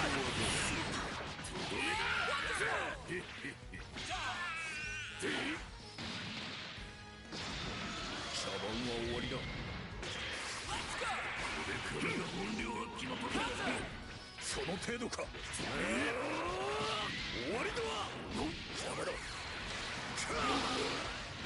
脅かしやがって。すぐに終わらせてやる。さてどうとか。なんだと。捕らえる。くらえ。この程度こっちだ。すぐ楽に捕らえる。行くぞ。なんだと。その程度か。捕らえる。くらえ。落ちろ。どうということはない。その程度か。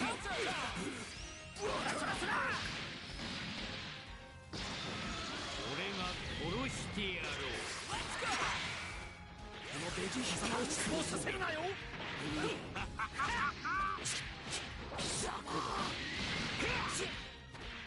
行くぞ。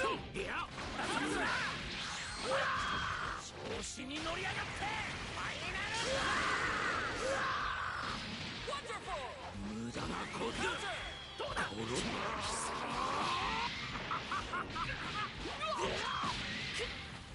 どこへ。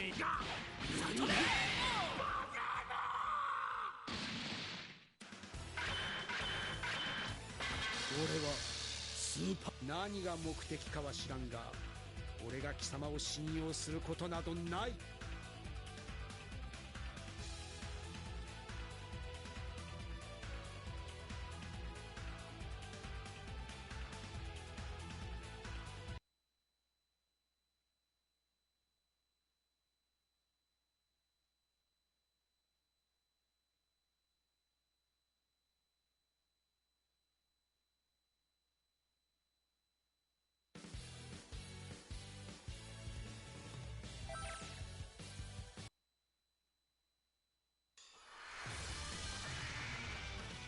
This should be a great fight!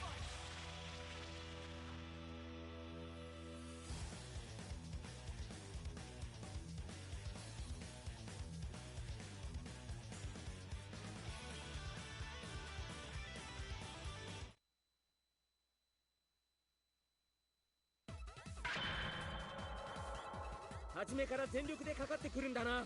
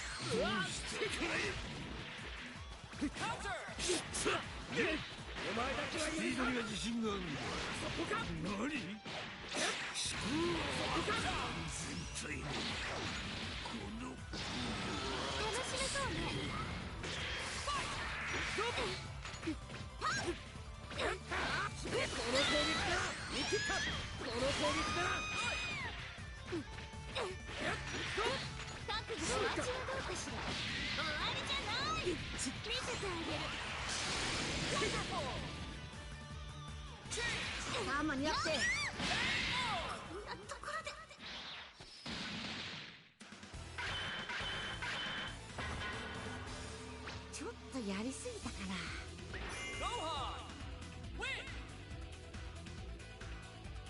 クリリンさん、引退しても力は衰えていないな。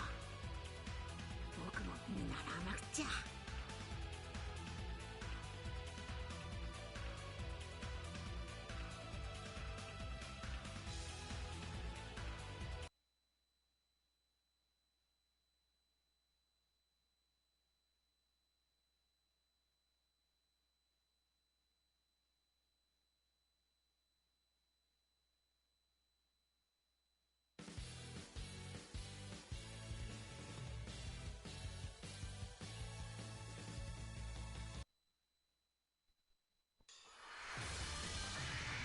A fierce showdown is about to begin!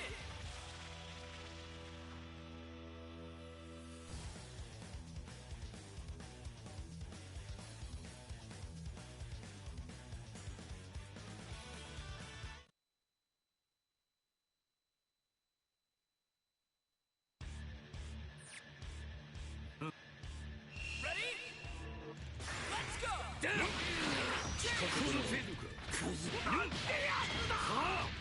さてスピードが出すぎだ。もう終わりか。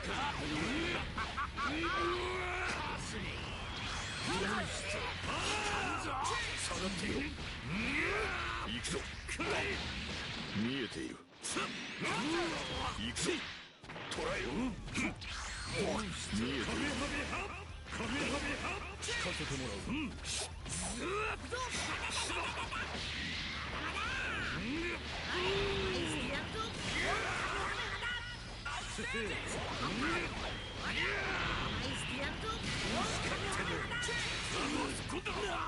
もう終わりか。おけばけろ。邪魔だ。こ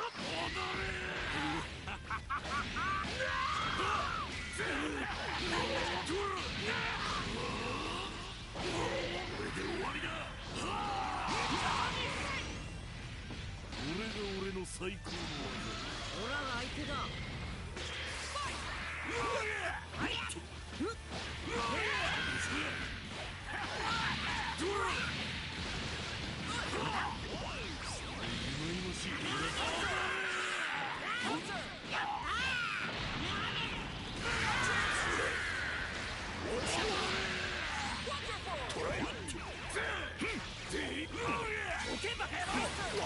甘い。行くぞ。行くぞ。なんだ。どうということはない。なんだと。見えて。そのゲームをしよう。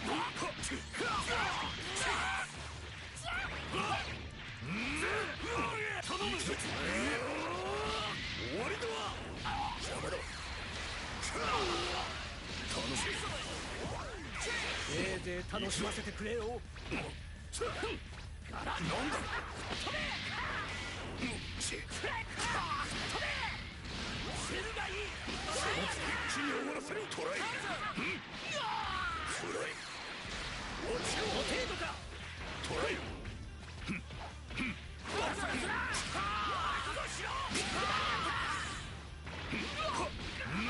ライ。落ちろ。程度か。セルがいい。よし。どうだ。俺様だ。どうだ。落ちろ。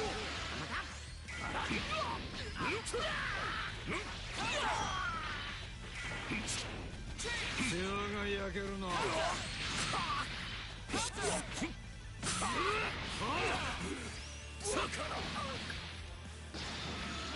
今オラの出番だ。この私にバリーを合わせる。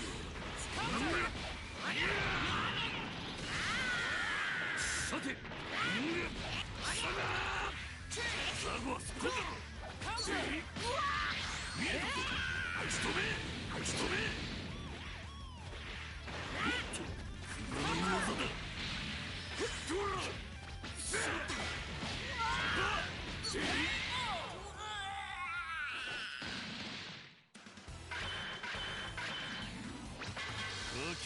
死にいつまでも遅れを取る俺様じゃないぜ。スーパーサイヤ人、ベジータの野郎、見せつけやがって。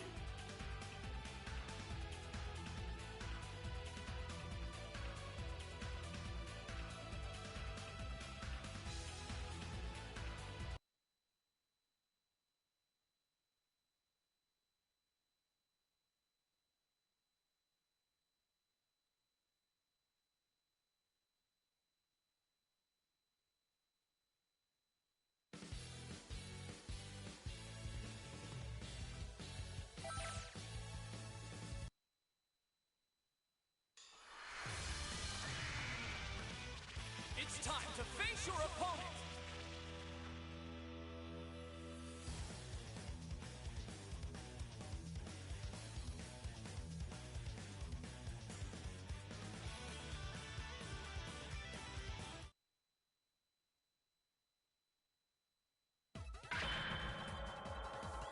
初めから全力でかかってくるんだな。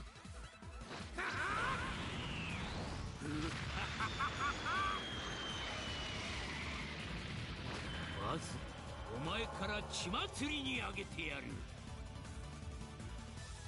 Get ready! Fight! クズめ、もう終わり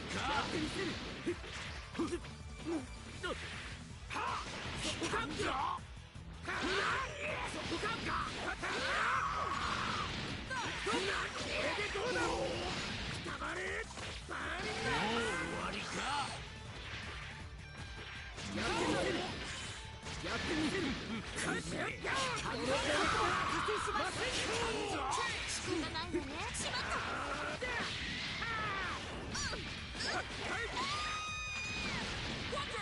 しまった。許さない。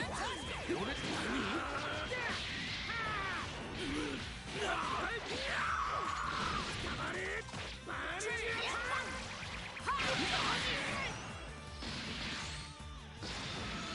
我しても知らないのよ。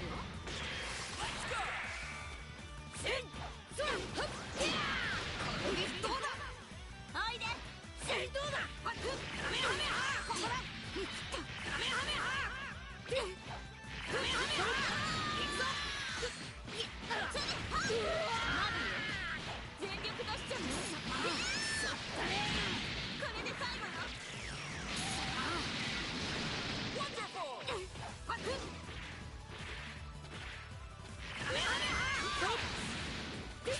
どうだ。こっちだ。よっ。まだよ。さっき立ち上がる。やるわね。ここだ。どうだ。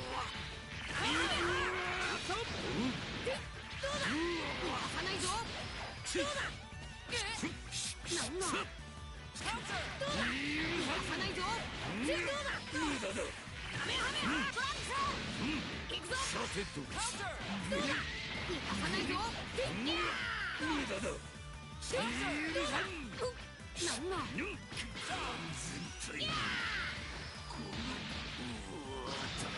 楽しめそうね。大丈夫ですか。行くぞ。しまった。まだまだ。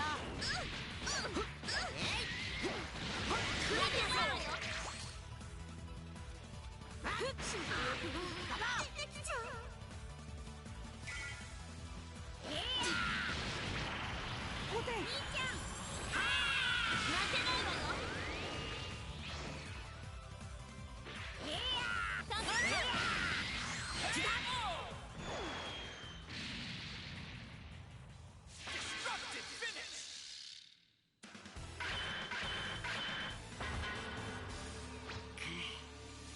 戦いの感が鈍ってるな。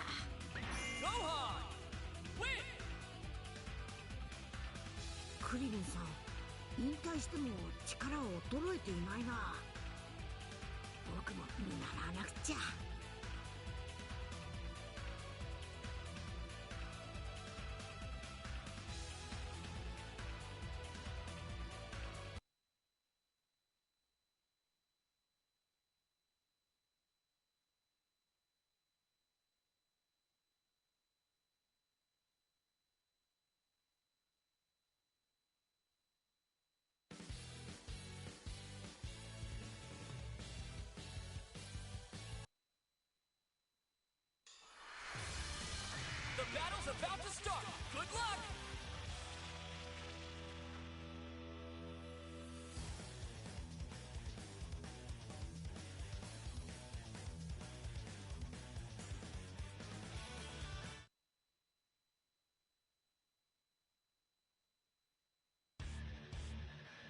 It's all or nothing.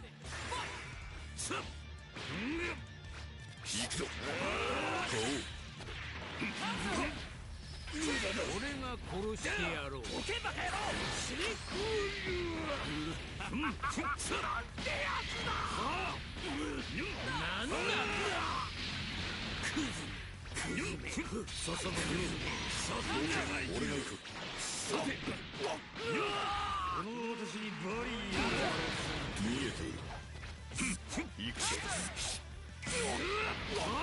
なんだと。この私にバリー見えている。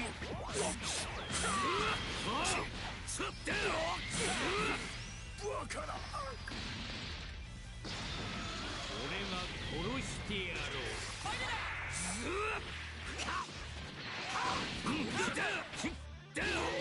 さてう。楽しめそう。楽しめそう。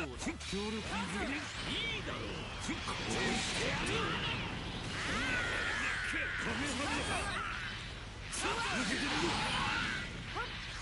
邪魔だ。セル。覚悟しろ。また。どうだ。敵だ。バロン。行くぞ。嵐。どうだ。行くぞ。どうだ。そらそら。覚悟しろ。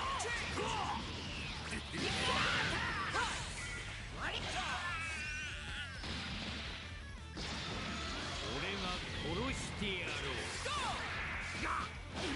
死に損ないめ。大技だ。クズめ。殺す。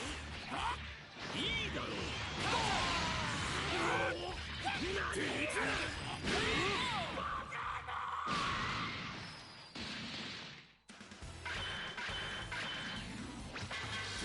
らなんかがこのナッパ様にかなうわけがないんだ。スーパーサイヤ人ベジータの野郎見せつけやがって。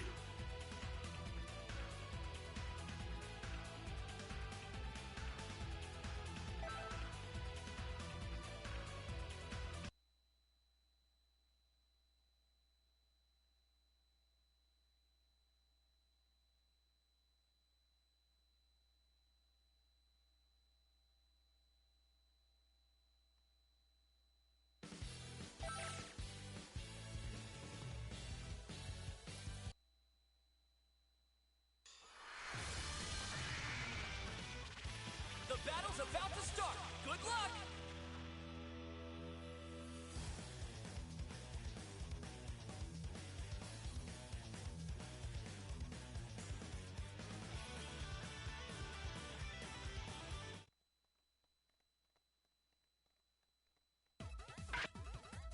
Are you ready? Let's go!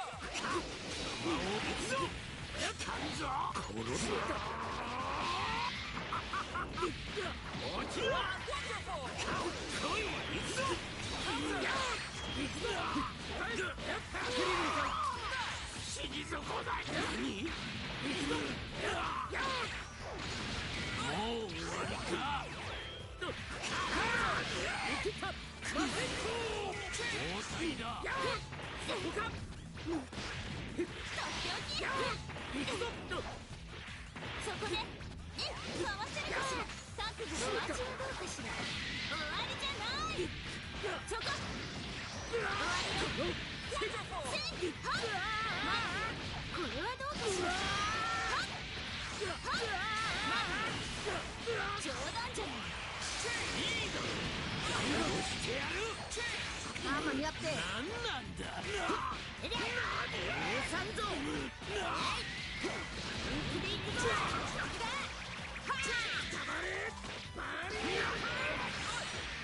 どこへ。楽しめそうね。負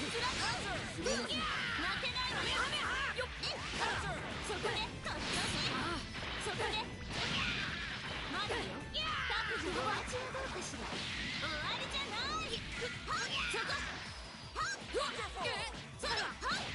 そこでおいで。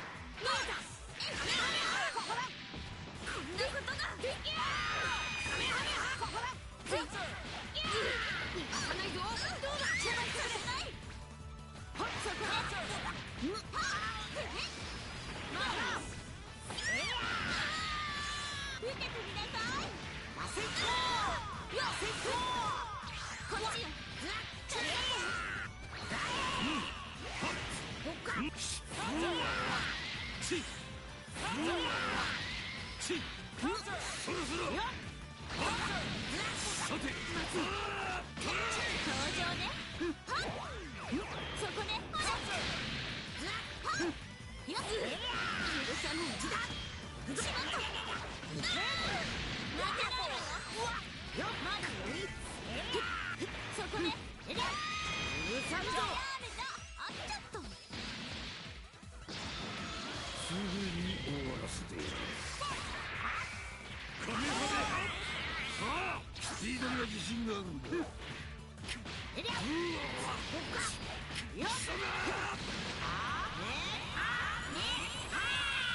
この程度無駄だ。さて受けてみろ。全力でいくぞ。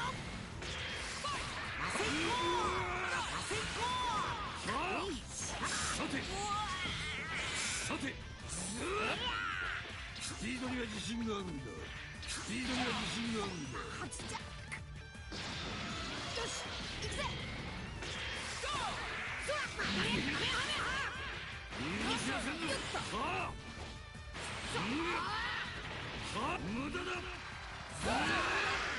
あよっとせぎゃこの私にバリーやるからさて行くぞ。トライザどうだ。よっ自分の成果を見せてやる。な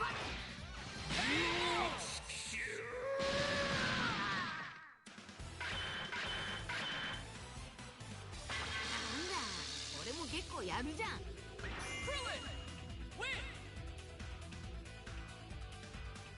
う見えていくつも死闘を繰り広げてきたんだ。舐めてもらっちゃ困るぜ。